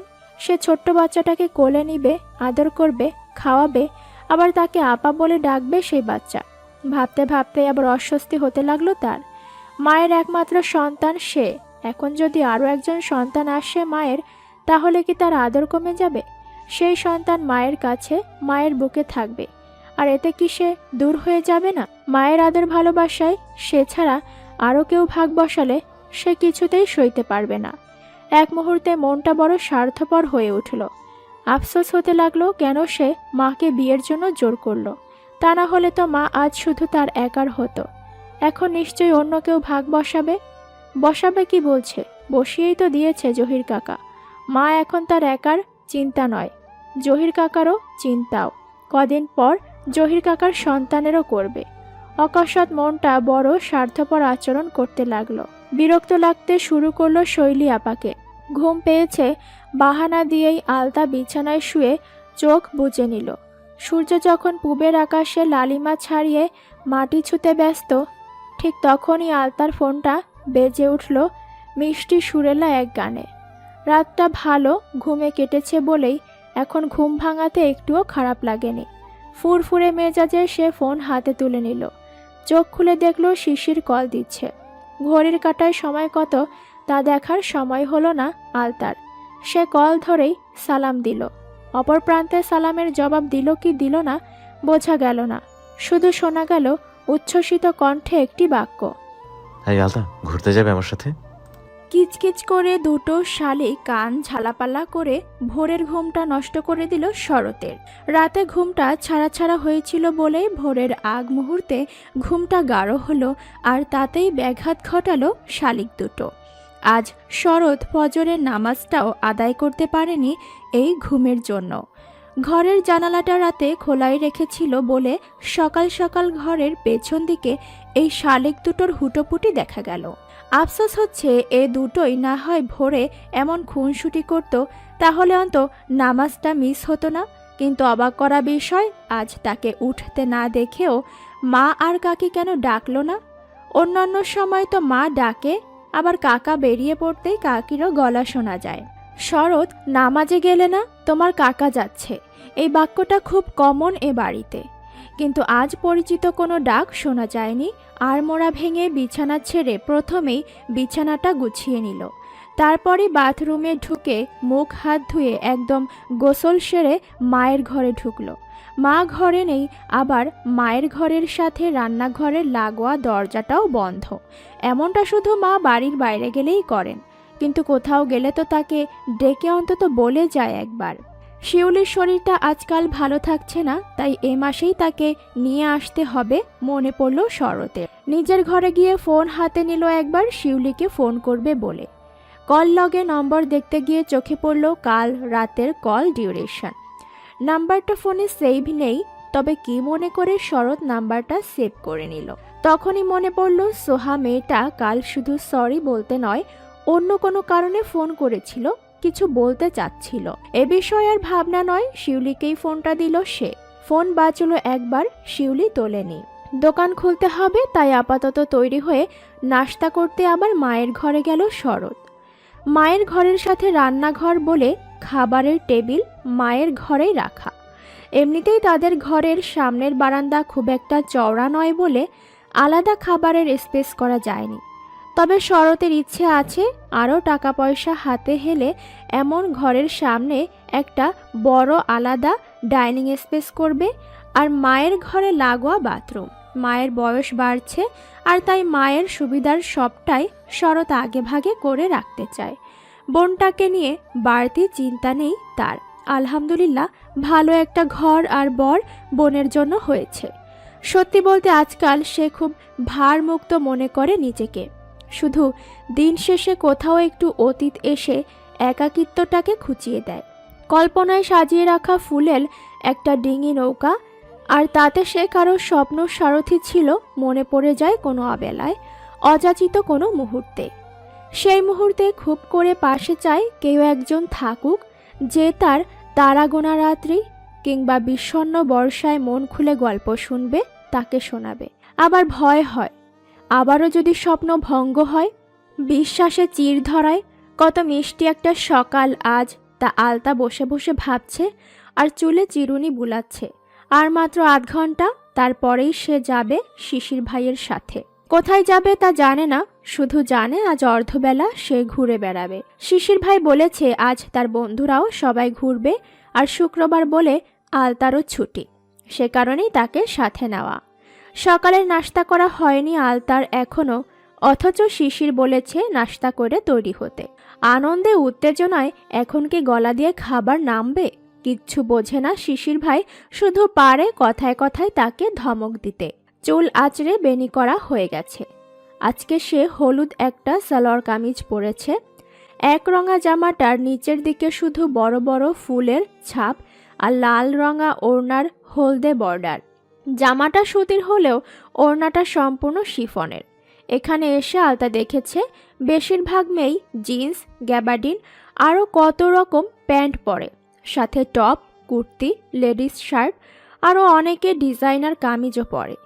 কিন্তু আলতার তেমন কোনো ড্রেস নেই, যা আছে সব গ্রামের দর্জির কাছে বানানো কামিজ, যার শুধু স্লিভেই একটুখানি ডিজাইন। আজকে জামাটা পরে তার মনে হচ্ছিল শিশির ভাইয়ের বান্ধবীরা খুব মডার্ন, তারা নিশ্চয়ই দামি কোনো পোশাক পরবে। তাদের মাঝে আলতাকে নিশ্চয়ই খুব বেমানান লাগবে। শিশিরের ফ্রেন্ডদের সে দেখেছিল হাসপাতালে, ওই যে তাকে নিয়ে যেবার শরৎ ভাই আর আম্মা এসেছিল, তখন সে দেখেছে দুটি মেয়ে ফ্রেন্ড। একজন তো পুরো ছেলেদের মতো চালচলনের, অন্যজন খুব মিষ্টি ছিল, তবে পোশাকে খুব চাকচিক্য। একটু আগ পর্যন্ত তার মনে যে আনন্দের ঢেউ ছিল, আচমকাই তাতে ভাটা পড়ে গেল। এখন মনে হচ্ছে তার যাওয়াটা মানায় না সেখানে। নিজের পরিচ্ছদ নিয়ে এই প্রথম আলতার মাঝে হীনমন্যতা দেখা দিল। শুক্রবার বলে আজ রুমে আলতা ছাড়া কেউ নেই। বাকি দুজন নিজ নিজ প্রয়োজনে সকালেই বেরিয়ে পড়েছে। ফোনটা বাজছে। আলতার কয়েক সেকেন্ড হলো সেদিকে তাকিয়ে তার মনে হলো এখন কোথাও যাবে না সে, কিন্তু না, ফোনটা আপন সুরে বেজেই চলছে এবং সে জানে যতক্ষণ না তুলবে ততক্ষণ ওপাশের ব্যক্তিটি কল দিতেই থাকবে। তার মনে হয় শিশির ভাই তাকে বকা দেওয়ার জন্য সারাটাক্ষণ উদ্গ্রীব হয়ে ছটফট করতে থাকে, নতুন পাখা গজানো প্রজাপতির মতো। হ্যাঁ, লোকটা একদম ভালো নয়, কখনো মিষ্টি হেসে কথা বলে না তার সাথে, অথচ এখানে কোনো প্রয়োজনে এলে শৈলী আপা কিংবা জুইয়ের সাথে দেখা হলেই মিষ্টি হেসে বলবে কেমন আছেন আপু, অথবা কেমন আছো জুই। তখন আলতার মনে হয় শিশির ভাইকে কলার চেপে ধরে বলে, আপনি এত বদ কেন, এত অসভ্য কেন, এত লুচ্চা কেন, কেন কেন শহরের সুন্দরী মেয়েদের দেখলে কি আপনার ঠোঁট বর্ষি গেঁথে কেউ দুপাশ থেকে টেনে ধরে? আর তাই এত দাঁত কেলিয়ে দেখান? কিন্তু এত সাহস আলতার আছে নাকি? ফোনটা বেজে এবারও কেটে গেছে, আলতা ধরেনি। কিন্তু কতক্ষণ ধরবে না, এবার ভয় হচ্ছে ফোন না ধরার জন্য নিশ্চিত মার খাবে দেখা হলে। ভয়ে এবার নিজে কল ব্যাক করলো। শিশির ফটাফট কল তুলেই বলল, তৈরি হয়েছিস? ওমা, অবাক কাণ্ড! শিশির ভাই তাকে প্রথমে ধমক দিল না কেন? কথাটা ভেবেই আবার নিজেকে বকলো আলতা। কিরে আলতা, তুই কি শিশির ভাইয়ের বকা খেতে চাইছিস নাকি? মানুষটা বককে বলে তোর অভিযোগ আবার এখন না বকায় আফসোসে মরে যাচ্ছিস? আলতা যখন নিজেকে শাসন করছে তখনই ওপাশ থেকে শিশির বলে উঠল, কথা বলছিস না কেন? তৈরি হোসনি এখনো? সেই কখন বলে রাখলাম তৈরি হ। আমি তৈরি। আমতা আমতা করে বলল আলতা। সত্যি বলতে শিশিরের কণ্ঠস্বর শোনার পর আর পোশাক নিয়ে তার হীনমন্যতা মাথায় রইল না। এখন শুধু মনটা বলল এখনই বের হতে হবে। শিশির বলল সে হোস্টেলের সামনে আছে, তাই আলতা আর দেরি না করে বেরিয়ে পড়ল। যাওয়ার সময় মায়ের কিনে দেওয়া ছোট্ট পার্সটাতে কিছু টাকা ঢুকিয়ে নিল। কোথায় যাবে তা তো সে জানে না, কিন্তু সে শুনেছে ঢাকায় এদিক ওদিক সব জায়গায় দোকানপাট থাকে, আর যদি কিছু পছন্দ হয় কেনার মতো তখন সে এই টাকায় কিনবে। খাওয়ার ব্যাপারে তো শিশির ভাই থাকতে তার আর ভাবার দরকার পড়বে না, সে জানে। কিন্তু অন্য জিনিসের বেলায় সে কি করবে? ভালো একটা জামা, একটুখানি উঁচু একজোড়া জুতো, কোকড়া চুলগুলো লম্বা একটা বেনি, আর ঠোঁটে হালকা ঠোঁট রঙা লিপস্টিক, এতেই তার সাজ চোখে লাগার মতো। এমনিতেই তার আলতা রঙা গায়ের রং, মানে গোলাপি ফর্সা ত্বক, তার উপর পান পাতার মতো মুখটা এমনিতেই সকলের নজর কাড়ে। এ মুখে সে কখনো মেকআপের কথা ভাবলেই মনে পড়ে যায় শিফা মামির মুখটা। ইস, কি যে বকেছিল মামি শিউলি আপার বিয়েতে মুখে মেকআপ করায়। তার এক কথা, বড় হয়ে গিয়েছিস তুই, এখন আর সাজবি না বেশি বেশি, নইলে নজর লেগে যাবে। তোর মুখে যে নজর আগে লেগেছে সেটাই থাক সারা জীবন। মেহেদি পায়ে হাঁটছিস নাকি? সেই কঠিন আর গম্ভীর স্বর। আলতা পুরনো কথা ভাবতে ভাবতে কখন যে গেট পেরিয়েছে খেয়ালই নেই। তাকে অন্যমনস্ক দেখেই শিশির কথা বলেছে। আলতা আশেপাশে দেখল শিশির একা, আর কেউ নেই পাশে। সে তো জানতো আরো অনেকেই যাবে, তাদের সাথে তারা কই? চল বলে শিশির একটু সামনে এগোলো। খালি রিক্সা ডেকে উঠে পড়ে আলতাকে বলল, ওঠ। আলতা উঠে বসলো শিশিরের পাশে। রিক্সা চলছে গন্তব্যে, কিন্তু গন্তব্য কোথায় আলতার জানা নেই। সে শুধু আর চোখে দেখছে শিশিরকে। অফ হোয়াইট কালো স্ট্রাইপড শার্ট আর নর্মাল জিন্স প্যান্ট, শার্টের হাতা গুটানো, অথচ উজ্জ্বল লোমশ হাতটাতে মোটা কালো বেল্টের ঘড়িটা কি দারুণ লাগছে। সকালের কাঁচা হলদে রঙা সূর্যের আলো কপাল ছুঁয়ে গালের পাশে পড়ছে তার। আলতা খুব মনোযোগে দেখতে চাইছে শিশিরকে, কিন্তু বারংবার রিকশার ঝাঁকুনি আর শিশিরের ভয়ে ঠিকঠাক তাকানো হচ্ছে না। তবে এই রিকশায় বসার জন্যই আজ শিশির ভাইয়ের প্রিয় সুগন্ধির সুবাসটা নিতে পারছে সে। ছটফটিয়ে উঠছে মনটা খুব করে, কিন্তু পাশে বসা মানুষটার ভয়ানক ধমকের ভয়ে মনটাও গুটিয়ে থাকতে চায়। প্রায় 25 মিনিট পর তারা এসে থামলো সুন্দর একটা জায়গায়। আলতা রিকশায় বসেই চারপাশ তাকিয়ে রইল বিস্ময়ে। ঠিক তখনই শিশির তার দিকে হাত বাড়িয়ে বলল, নেমে আয়। এ কি স্বপ্ন নাকি সত্যি? দুপাশে সবুজ লতায় ঢাকা দেয়াল, মাঝখানে সরু রাস্তা, মাত্র 20 কদমের দূরত্বে একটা লোহার গেট। সেটা পেরিয়ে ভেতরে ঢুকতেই আলতা মুগ্ধ নয়নে তাকায় চারপাশে। রিকশা থেকে নেমেই সেই লতায় মোড়ানো 2 দেয়াল এবং তার আশেপাশের ফুলের গাছ দেখেই তো কত অবাক হয়েছিল, এখন তা আরও দ্বিগুণ হয়ে গেল। গেট পেরিয়ে বাড়ির ভেতর ঢুকতেই আঙিনা বলতে যতটুকু চোখে পড়ে সবটাই রংবাহারি গাছ আর লতায় ঢাকা। একদম মাঝামাঝি অংশে একটা গাছ, যা দেখতে অনেকটা খেজুর গাছের মতো মনে হলো আয়নার। সেই গাছ ঘিরেই আবার মানি প্ল্যান্ট আর বিভিন্ন পাতাবাহার। বাড়ির চারধারে গাছ লতা পাতায় একদম জঙ্গুলে বাংলো মনে হচ্ছে। শিশির খেয়াল করেছে আলতার মুগ্ধ দৃষ্টি, তাই সে নিচু স্বরে প্রশ্ন করল। অবাক হয়েছিস? আলতাও ধীরে বলল, অনেক সুন্দর জায়গাটা। এটা কোন জায়গা শিশির ভাই? আমার বান্ধবী সোহাদের বাড়ি এটা। মুহূর্ত কয়েক আগের চমৎকার হাসিমাখা মুখটা আচমকাই দুর্যোগ পূর্বের আকাশের মতো হয়ে গেল। শিশুরা বুঝি খেয়াল করলো এই আকস্মিক পরিবর্তন, কিন্তু আজব বিষয় এমন কেন হলো? আলতা নরম স্বরে বলল, ও একটু আগে প্রশ্নের সাথে যে উচ্ছ্বাস মিশেছিল তার ছিটে ফোঁটাও আর এখন পাওয়া গেল না। শিশির আবার বলল, সোহার বাবা সচিবালয়ে চাকরি করেন, এই বাড়ি সরকার থেকে পেয়েছেন। রিটায়ার্ড করার পর অবশ্য এটা আর তাদের থাকবে না। আলতা কথাগুলো শুনলো কি শুনলো না কে জানে। শিশির ইচ্ছে করেই কথা চালাচ্ছে আলতার মলিন মুখের ভাব ধরতেই। কিন্তু না, আলতা আর রাগ আড়ল না। মূল গেট পেরিয়ে এখন আরও এক লোহার গেট লাগানো, এটা সোহাদের ঘরের। শিশির একবার ডাকবে ভেবেও না ডেকে ফোন বের করে কল দিল। ওপাশ থেকে কি বলল শুনতে পেল না আলতা, তবে শিশির বলল, হ্যাঁ, ওকে নিয়ে এসেছি সাথে। কথা বলার কয়েক সেকেন্ডের মাঝেই সোহাকে দেখা গেল। সে ভেতর থেকে দরজা খুলতে খুলতে জিজ্ঞেস করলো, কেমন আছো আয়েশা? আলতা সালাম দিয়ে জবাব দিল সোহার কথার। দুজনে ভেতরে যেতেই শিশির, অনু, হৃদয় আর পরশের কথা জিজ্ঞেস করলো।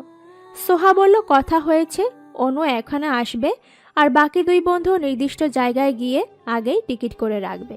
অনু আসবে মানে তাদের গাড়ি নিয়ে চিন্তা রইল না। অনু গাড়ি নিয়ে আসবে, তাতে করেই পৌঁছে যাবে তারা। সোহা অনুকে ডেকে নিজের শোবার ঘরেই নিয়ে গেল শিশির। অবশ্য সোহার ছোট ভাই সোহানকে দেখল বসার ঘরেই ল্যাপটপ নিয়ে বসেছে। সোহানের সাথে পূর্ব পরিচিত হওয়ায় তার গল্প করার সুযোগ হলো। এক ফাঁকে সোহাকে বলল, তাড়াতাড়ি করবে, এখানে বেশিক্ষণ বসবো না। সোহা কাজের মেয়েকে ডেকে বলল চা আর পেস্ট্রি দিতে শিশিরকে আর আলতাকেও। আলতা চুপচাপ বসে আছে সোহার ঘরে আর লুকিয়ে বারবার সোহাকে দেখছে। সোহা তার ওয়াল ক্যাবিনেট থেকে একটা ড্রেস নিয়ে ওয়াশরুমে ঢুকলো। অল্প সময়ে সে পোশাক বদল করে বেরিয়ে এলো। কাজের মেয়েটি 1 কাপ দুধ, চা আর পেস্ট্রি রেখে গেছে আলতার সামনে। সোহা আলতার দিকে তাকিয়ে মিষ্টি হেসে বলল, চা খাও না তুমি আয়েশা? জি। ঠান্ডা হয়ে যাবে, চাটা খাও। আসলে আজ আম্মু বাড়ি নেই তো, তাই সকালে নাস্তায় আমরা পাউরুটি আর জ্যাম দিয়ে করেছি। তাই আর তোমাকে নাস্তার জন্য বললাম না, কিছু মনে করো না।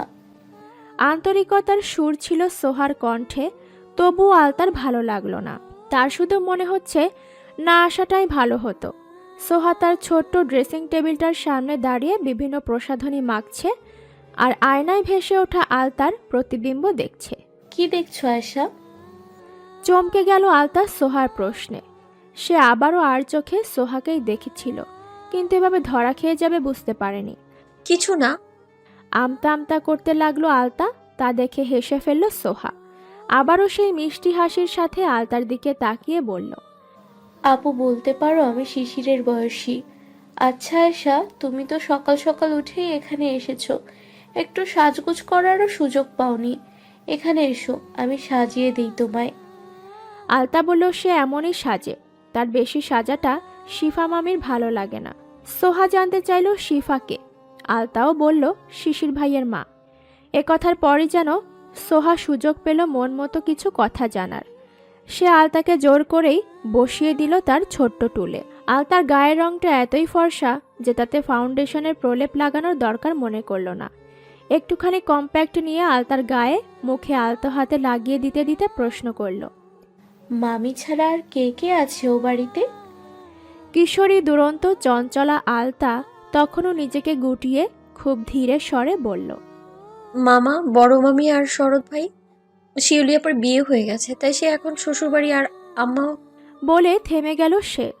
সোহা জানে নকশির বিয়ের ব্যাপারটা শিশিরের মুখে শুনেছিল, তাই কথা ঘুরিয়ে বলল, শরৎ ভাই মানে ওই যে হাসপাতালে যে ভাইয়া এসেছিল? হ্যাঁ। কি করেন তোমার শরৎ ভাইয়া? শরৎ ভাইয়ের বড় একটা দোকান আছে, সেখানে অনেক রকম জিনিস, মানে মুদি বাজার সব। আলতা এক মনে বলে চলছিল কথা। তার মনের ভীরু আচরণ একবার আগল ভেঙে খুব স্বাভাবিক, যেমনটা বাড়িতে থাকতে হতো। সোহাও সুযোগ বুঝে বলল, সেই ভাইয়া বিয়ে করেনি?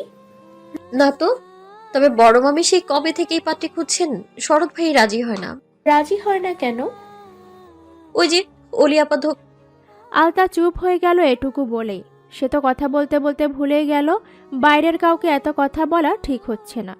সোহাও তার থেমে যাওয়া দেখে বুঝতে পারল আলতা এরপর আর বলবে না।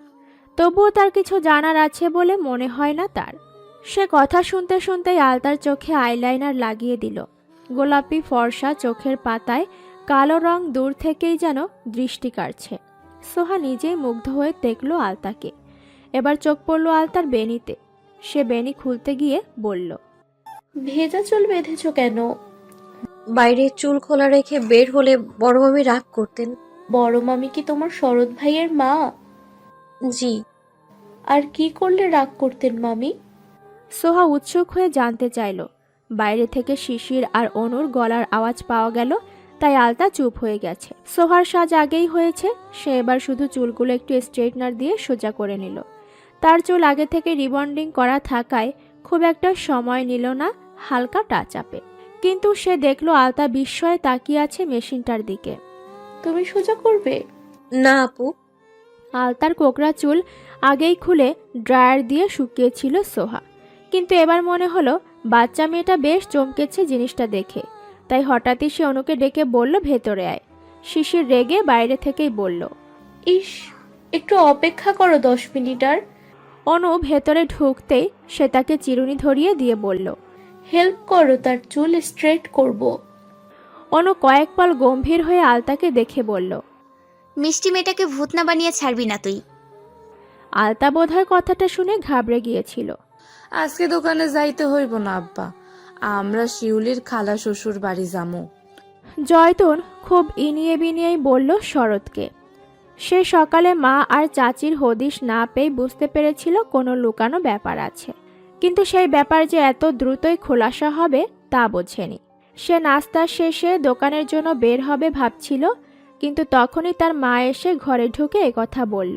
শরৎ আন্দাজ করেছে আম্মা নিশ্চয়ই কোনো পাত্রীর খোঁজে বেরিয়েছে, কিন্তু এখন জানতে পারল সকালেই আম্মা আর চাচি পাশের গ্রামে পাত্রী দেখে এসেছে, কিন্তু মেয়ে পছন্দ হয়নি বলে তাড়াতাড়ি ফিরে এসেছে।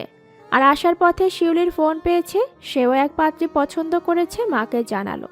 তারই খালা শাশুড়ির দেবরের মেয়ে, দেখতে যেমন সুন্দরী, পড়াশোনায়ও ভালো।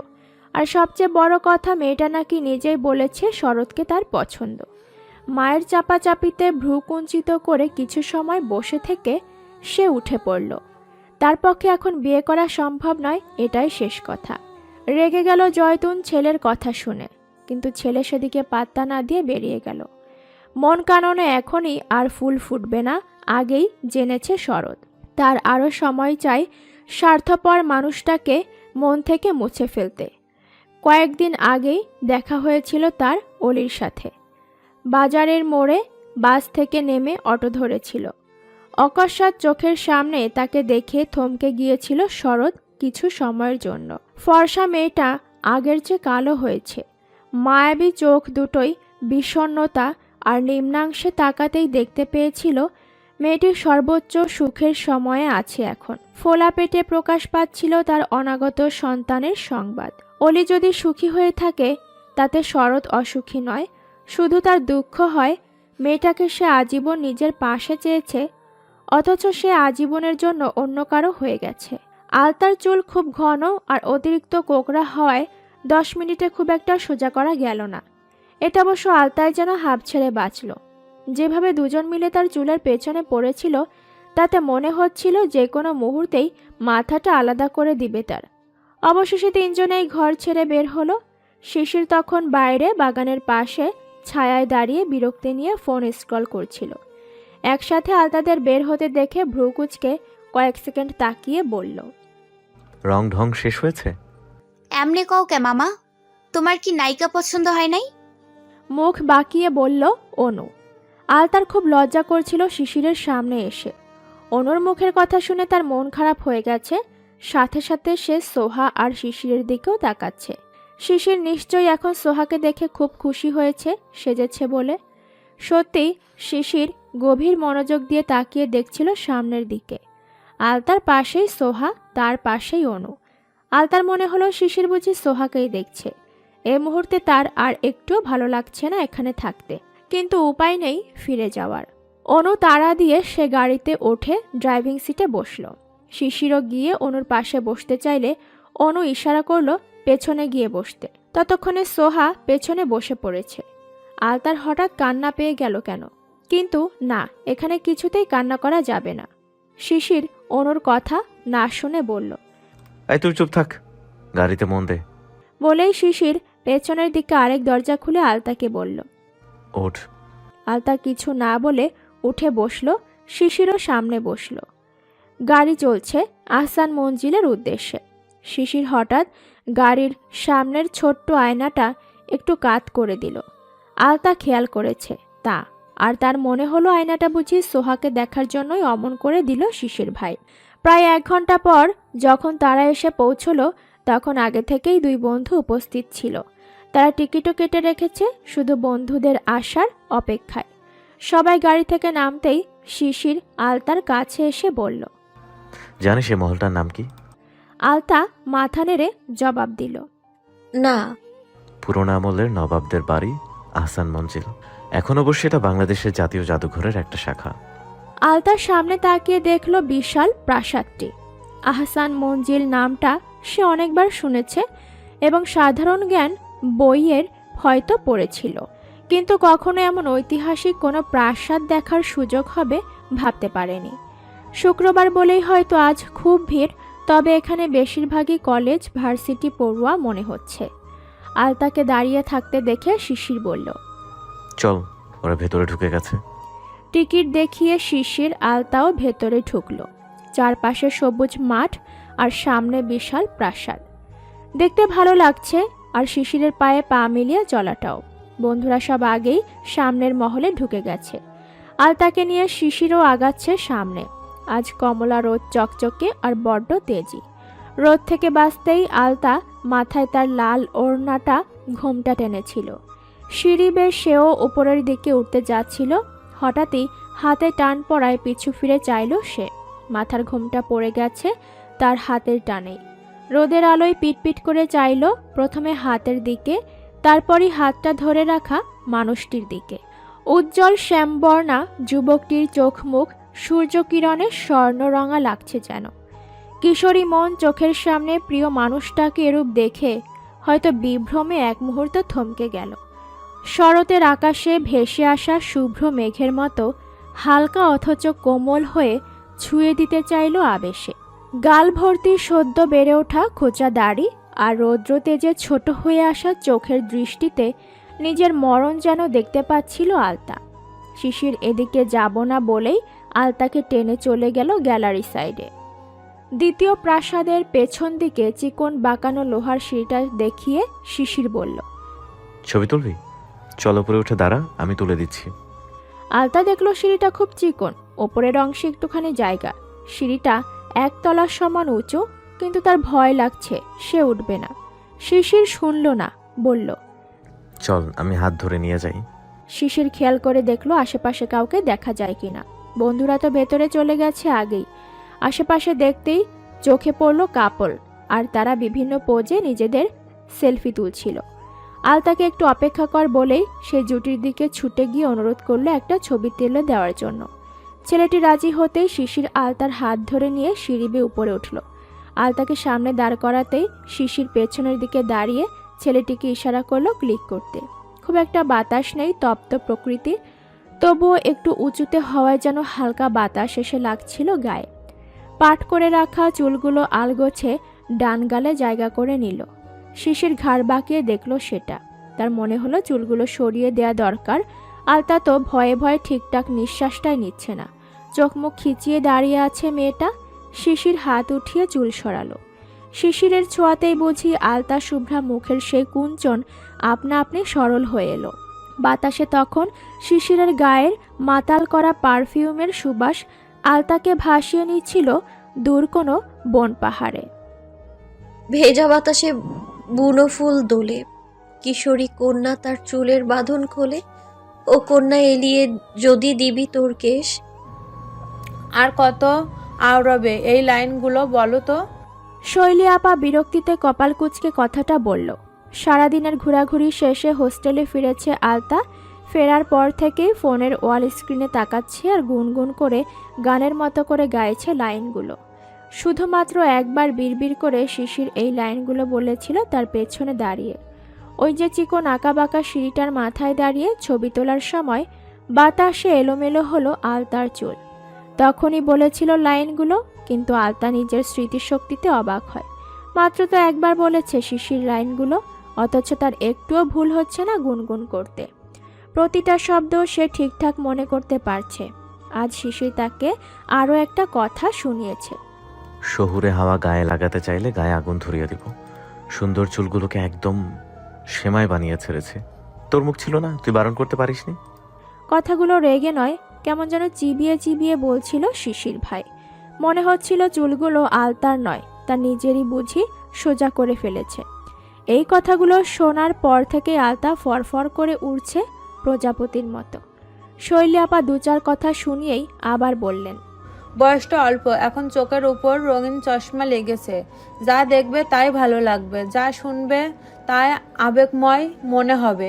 তাই বলে ভুলে গেলে চলবে না নিজেকে প্রতিষ্ঠিত করার কথা। শিশিরকে তুমি খুব পছন্দ করো, আবার শিশুরও তোমার প্রতি আসক্ত, তা তোমাদের আচরণে স্পষ্ট। কিন্তু এতে করে ভুলে চলবে না তুমি শহরে বিশেষ কোনো উদ্দেশ্য নিয়ে এসেছো। কি ঠিক বলছি না? আলতা মাথা নাড়ল।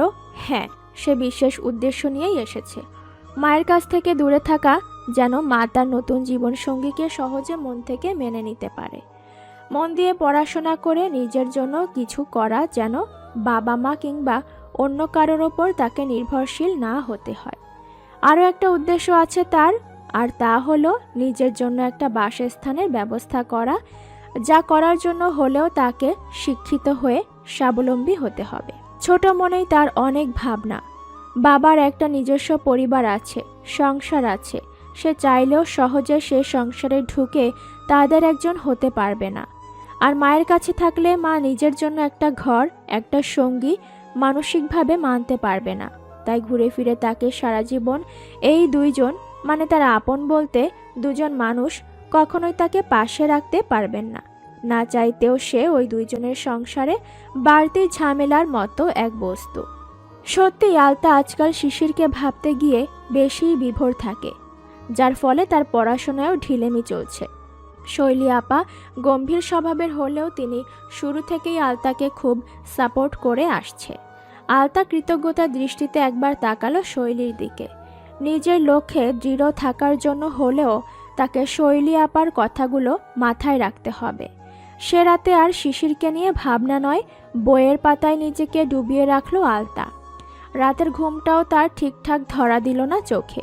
শরৎ দোকানে বসে একটা বই পড়ছিল। দুপুরের দিকে কাস্টমার খুব একটা আসে না বললেই চলে। নতুন কর্মচারী ছেলেটি ভীষণ লক্ষ্মী স্বভাবের। শরৎ আজকাল প্রায় অন্যমনস্ক হয়ে বইয়ে ডুবে থাকে দোকানে বসেই। কখনো কখনো তো কাস্টমার এসে তাকে ডাকলেও সে শুনতে পায় না যেন। কিন্তু এতে ক্রেতা বিরক্ত হওয়া বা ফিরে যাওয়ার সুযোগ পায় না। ছেলেটি নিজেই সামলে নেয় সব। আজ শরৎ দুপুরে বাড়ি যায়নি ইচ্ছে করেই। মা সারাদিন জোরাজুরিতে লেগে থাকবে মেয়ে দেখতে যাবে বলে। শরৎ কিছুতেই এখন বিয়ে নিয়ে ভাবতে চাচ্ছে না। বিয়ে সে করবে, কিন্তু মন থেকে আরেকটু ফিকে হয়ে যাক অলির সাথে স্মৃতিগুলো। তারপর এখন সে যাকেই বিয়ে করুক পরিপূর্ণ সুখী করতে পারবে না। সময়ে অসময়ে অলির সাথের সময়গুলো মনে উকি দেয়, আর তখনই সে নিজেকে বেসামাল পায়। এক নারীর সামনে অন্য নারীকে নিয়ে তার দুর্বলতা সে প্রকাশ করতে চায় না। তার চেয়ে বরং আরেকটু ফিকে হোক অলির ভাবনা। যখন সে অনায়াসে অতীতকে মনে করেও নিজেকে সামলে রাখতে পারবে, তখনই বিয়ের কথা ভাববে। বইয়ে মুখ গুজে আবারও বুঁদ হয়ে থাকার চেষ্টা করলো শরৎ। অমনি তার ফোন বাজলো। নাম্বারটা সেভ করেছিল সে কাল ভোরেই, তাই সোহা নামটা দেখে কপাল কুঁচকালো। মেয়েটার সমস্যা তো কালই সে দূর করেছিল, আজ আবার কেন কল দিচ্ছে? বিরক্ত হলেও তা প্রকাশ না করে হ্যালো বলল শরৎ। ফোনের ওপারে সোহা হাসি মুখে সালাম দিল। শরৎ জবাব দিতেই সোহা আবার বলল, আপনাকে অসংখ্য অসংখ্য ধন্যবাদ ভাইয়া। স্বাগত। দুপাশেই এবার নীরবতা। সোহা ভেবেছিল লোকটা আরও কিছু বলবে, কিন্তু না, সৌজন্যতা রক্ষার বাইরে কথাই বলছে না। আরও কিছু সেকেন্ড অপেক্ষা করে সোহা বলল, অনু খুব সরি করেছে আপনাকে। সোহা কথাটা বলতেই শিশির কটমট চোখে তাকালো সোহার দিকে। অনু তো ঠাস করে একটা চড়ই মেরে দিল তার বাহুতে। সোহা বন্ধুদের এসবে পাত্তা না দিয়ে শরতের উদ্দেশ্যে আবার বলল, আবার কখনো ঢাকা আসলে বেড়াতে আসবেন আমাদের বাসায়। শরৎ বিরক্তি ধরে রেখেই হালকা হাসি মুখ করে বলল। আচ্ছা। আবার চুপ রইল দুজনেই। তবে শরৎ বলতে চাইল, আর কিছু কি বলার আছে? না থাকলে কল কাটো। কিন্তু মুখে সে কথা বলতে পারল না। এদিকে শিশির ইশারা করলো কল কাটার জন্য, কিন্তু সোহা কিছুতেই তার কথা শুনতে চাইল না। ওপাশ থেকে শরৎই বলে বসল। ভালো থেকো। মন খারাপ হয়ে গেল সোহার, কিন্তু সে কথা কি আর প্রকাশ করা যায়? সেও কল কেটে দিল। ফোন রাখতেই অনু দুম করে কিল দিয়ে বসলো সোহার পিঠে। ওই হারামি, আমি কখন সরি বললাম ওই শরৎচন্দ্র রে? আমারও তো ঠেকা পড়ে না ওই বলটারে সরি বলতে। এ কথার পরও শিশিরও একটা ঠোকা মেরে বসলো অনুর মাথায়। সেও বলল, তোর মতিগতি আমার ঠিক লাগে না অনু। তুই আমার ভাইয়ের প্রেমে পড়িসনি তো আবার? এ কথা শুনে অনু মুখ বাঁকালো। ইস, তোর আবুল মার্কা ভাইয়ের প্রেমে পড়তে আমার বইই গেছে। পরশু রাতে শরৎকে ফোন করেছিল, এই বলতে শিশির তাদের সাথে কথা বলছে না। কিন্তু সে কথার আর সুযোগ হয়নি তার। তবে পরের দিন সকালে শরৎ যখন নাস্তার জন্য বসেছিল, তখন আবার সোহা ফোন করেছিল। তখনই সে শিশিরের রাগের কথা জানায়, আর অনুর পক্ষ থেকেও পুনরায় সরি বলে সে। তখন শরৎ জানায় সে শিশিরকে বলবে যেন রেগে না থাকে। এ কথার পরই শিশিরের সাথে শরতের কথা হয়। শিশির বান্ধবীদের ক্ষমা করে দেয় এবং সেই ঘটনাকে কেন্দ্র করেই অনু ঘুরতে যাওয়ার বায়না করে। মনোমালিন্য দূর হয়েছে, তাই যেন সেলিব্রেট করা। কিন্তু সে কথা আবার আলতা আর বাকি দুই ছেলে বন্ধুর অজানা। পড়াশোনা আর টিউশনিতে ব্যস্ত হয়ে শিশিরের দেখা কম মিলতে থাকলো। বন্ধুরা আর আলতাও খুব মিস করতে লাগলো শিশিরকে। অথচ ছেলেটা হঠাৎ করে কেমন ডুব মেরে গেল। আলতাও পড়ায় মনোযোগী হলো, সেই সাথে নিয়ম করে মা আর বাবার খোঁজ রাখলো। নকশি আজকাল আর ছটফটায় না আলতার জন্য, তবে মনকে পুরোপুরি শক্তও করতে পারেনি। জহির নিজের সাধ্য মতো নকশিকে আগলে নিয়েছে, এমনকি প্রতিটা ক্ষণ আলতাকে নিয়ে যতটা সম্ভব নিশ্চিন্ত রাখার চেষ্টা করে নকশিকে। নকশিও বোঝে মানুষটা তাকে ভালোবেসে তার কন্যাকেও আপন করে নিয়েছে খুব, আর এ কারণে তার অপরাধ বোধ হয় খুব। যে মানুষটা হরদম তার ভালো ভেবে তার সন্তানকে আপন করে নিতে চায়, সেই মানুষটাকে সে তার প্রাপ্য আজও বুঝিয়ে দিতে পারছে না বলে। অথচ লোকটা ধর্মমতে এখন অনেকটা পাওনাদার তার কাছে। দেনমোহরের পাই টু পাই তাকে কবুল বলা রাত্রিতেই বুঝিয়ে দিয়েছিল। কিন্তু নকশি কি করবে? তার মন যে দৈহিক মানসিক দুই দিক থেকেই বিমুখ হয়ে গেছে। মনের ঘরে যে আগল টেনেছিল অনেক বছর আগে, সে আগল ভাঙতে যে আরও সময় লাগবে।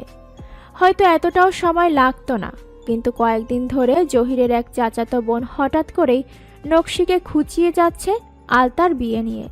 সেই থেকেই নকশির মনে হচ্ছে মেয়েটা বড় হয়ে গেছে, দেখতে দেখতে কলেজও পাশ করে যাবে। এরপর আর অপেক্ষা করা যাবে না, মেয়ে বিয়ে দিতে হবে। আর এ বয়সে এসে সে নতুন বউয়ের মতো সংসার করতে পারবে না। হতে পারে পারিপার্শ্বিক পরিস্থিতিই তাকে এতটা হীনমন্য করে তুলছে নিজের জীবন নিয়ে। কিন্তু আলতা খুব করে চায় তার মায়ের জীবনটা আর 10টা নারীর মতো সাংসারিক হোক। সেই সংসারে তার নিজস্ব স্থান অবস্থান হয়তো নড়বড়ে থাকবে, তবুও চায়। মা তো চাইলেই পারত তার ছোট্ট বয়সে নিজেকে অন্য কারো করে নিতে। শুধুমাত্র তার কথা ভেবেই একাকিত্বকে আপন করেছিল। মেয়ে হিসেবে তাই তারও চাওয়া মায়ের জীবনটা এখন সাধারণ রমণীর মতো হোক। সময়ের আবর্তনে তাই হতে শুরু করেছিল, কিন্তু সময় কোথাও না কোথাও আবারও পথ রোধ করতে চাইল। আলতার কলেজের সময়গুলো ভালো কাটলেও কয়েকদিন আগে শিফা মামির কিছু কথা তাকে আবারও ভেতরে ভেতরে কেমন যেন নিষ্প্রাণ করে দিল। হেমন্তের শুরুর এক বিকেলে মামি হঠাৎ করেই ফোন দিয়ে বললেন, বাড়ি কবে আসবি? আলতার তখন প্রথম সেমিস্টার চলছিল। সে ভাবল পরীক্ষার পর কয়েকটা দিন হাতে থাকবে, তখন সে বাড়ি যাবে। কিন্তু পরক্ষণেই মনে হলো সে কোথায় যাবে, কোন বাড়িতে যাবে? জহির কাকার বাড়ি নাকি আব্বার বাড়ি? প্রতিটা মানুষেরই তো জন্মের পর একটা বাড়ি থাকে নিজের বলতে, কিন্তু তার তো কোনো বাড়িই নেই। জন্মের পর থেকে শিশির ভাইদের বাড়িটাকে নিজের বাড়ি বলে জানতো, এরপর জানলো সেটা তাদের বাড়ি নয়, তার বাবা আছেন। তখন ভাবলো সেটা তাদের বাড়ি। কিন্তু যেদিন সে প্রথম আব্বার সাথে সেই বাড়ি গেল, তার ধারণা বদলে গেল সেদিনই। কারণ সে বাড়িতে একটা সৎ মা আছে, 2টা ভাই আছে, আর সেই বাড়িটা তাদেরই। যে বাড়িতে নিজের মা নেই সে বাড়ি তার নয়। এরপর মায়ের বলতে একটা বাড়ি হলো, কিন্তু সে বাড়িতে তার বাবা নেই, আছে মায়ের বর, তার জহির কাকা। জহির কাকার বাড়ি কখনোই তার বাড়ি নেই। এই কথাগুলো ভাবতে গিয়েই কলিজা ফাটা আর্তনাদ বুকের ভেতরটা ভেঙে চৌচির করে দিচ্ছিল। বারংবার মনে হয়েছে সে এতিমের চেয়েও অসহায়। এতিমের তো বাবা মা কেউ থাকে না, তাই তারা নিঃস্ব, অথচ তার সব থেকেও সে নিঃস্ব। শুধু মনে হয়েছে মাকে কেন জোর করে বিয়ে করলে দিত। সে যদি এমন জোরাজোরি না করত, মাকে বাধ্য না করত, তবে আজ মা তার থাকতো, শুধু তার একার। মামিকে সেদিন খুব ইচ্ছে করছিল বলতে, মামি আমার অন্তরটা চিড়ে গেছে, ভেতরে খুব যন্ত্রণা। আমার মাকে বলো না আমার কাছে আসতে, আমায় বুকে জড়িয়ে ধরতে, আমি একা একা থাকতে পারি না। কিন্তু বলা হলো না সে কথা, কারণ এই যন্ত্রণার মাঝেই মামি তাকে আরও একটা কথা বলেছিল। আলতা, তোর মায়ের যদি আরো একজন বাচ্চা হয় তুই কি খুশি হবি না? তোর আরো একটা ভাই বোন এলে কি তুই খুশি হবি না রে মা? না চাইতেও আলতার চূর্ণ হৃদয় রক্তক্ষরণ সেদিন ঝর্ণা বেয়ে নেমে আসা নদীর স্রোতের মতো বয়েছিল। মায়ের জন্য খুশি হতে গিয়েও কেন জানি খুশি হতে পারেনি সেদিন আলতা। মামিকে মুখে বলেছিল, খুব খুব খুশি হব মামি। আমি তো চাই আমার আরো কয়েকটা ভাই বোন হোক, কত ভালো হবে এতে। আমি তাদের জন্য ঢাকা থেকে কত কি কিনে আনবো। শিফা এ কথা শুনে কিছুটা সময় চুপ থেকে বলেছিল, তোর এই খুশি হওয়ার সুযোগ এসে গেছে নকশি পোয়াতিক, কিন্তু শিফা থেমে যেতেই আলতা নিজের কান্না লুকিয়ে প্রশ্ন করে, কিন্তু কি মামি? নকশি বাচ্চাটাকে রাখতে চাচ্ছে না, নিজের ক্ষতি করার জন্য উঠে পড়ে লেগেছে রে সে। তার ধারণা তুই কষ্ট পাচ্ছিস তার বিয়ের জন্য, তুই দূর হয়ে গেছিস সে বিয়ে করেছে বলে। এখন এই সন্তান হলে তুই আর কখনোই তার কাছে আসবি না। মামির কথা শুনে আলতার মন বলছিল, সত্যি মামি, আমি দূর হয়ে গিয়েছি আম্মার কাছ থেকে, আরও হয়ে যাব হয়তো। কিন্তু মুখে বলল, আম্মারে বোঝাও মামি, এমন কিচ্ছু হবে না। আমি কথা বলবো আম্মার সাথে, বোঝাবো আমি। এসব উল্টাপাল্টা কথা কেন ভাবে? আমি সত্যি খুব খুশি হব মামি। তুমি আম্মার কাছে যেও, বুঝিয়ে এসো যেন নিজের ক্ষতি না করি কিছুতেই। শিফা জানালো নকশি তাদের বাড়িতেই আছে। সে প্রেগনেন্ট জানার পর থেকেই কেমন আজব আচরণ করছিল, তাই জহির খুব ভয় পেয়েছে। নকশিকে বাড়িতে একা রাখতেও খুব ভয় হয় তার, তাই আহসানের সাথে কথা বলেই এ বাড়ি পাঠিয়েছে। আলতা সেদিন ফোন রেখেই কান্নায় ভেঙে পড়ে খুব। মনে মনে নিজেকে সরিয়ে নিয়ে যায় জাগতিক সকল ভাবনার বাইরে। ওপরওয়ালার কাছে শুধু প্রার্থনা করে তাকে যেন একা বেঁচে থাকার একটু শক্তি দেন। মন তার এত কেন স্বার্থপর হয়ে উঠছে সে জানে না। তার একটা ভাই বোন এলে কি এমন ক্ষতি হয়ে যাবে তার তো খুশি হওয়ার কথা, কিন্তু তার খুশি লাগেনি।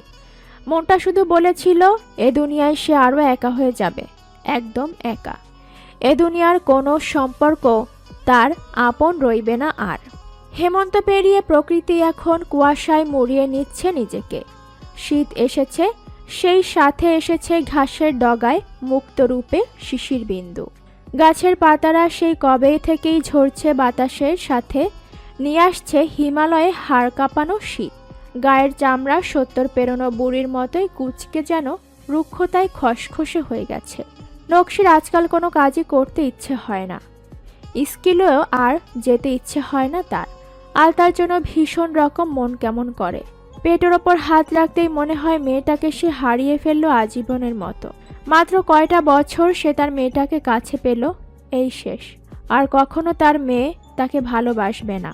নিশুতি রাতে কখনো জড়িয়ে ধরে বলবে না, ঘুম আসছে না আম্মা, চুলে বিলি কাটো, আমার ভাত খাইতে মন চাইছে না, একটু খিচুড়ি রান্না করো, আমার পা ব্যথা করে, স্কুলে যাব না।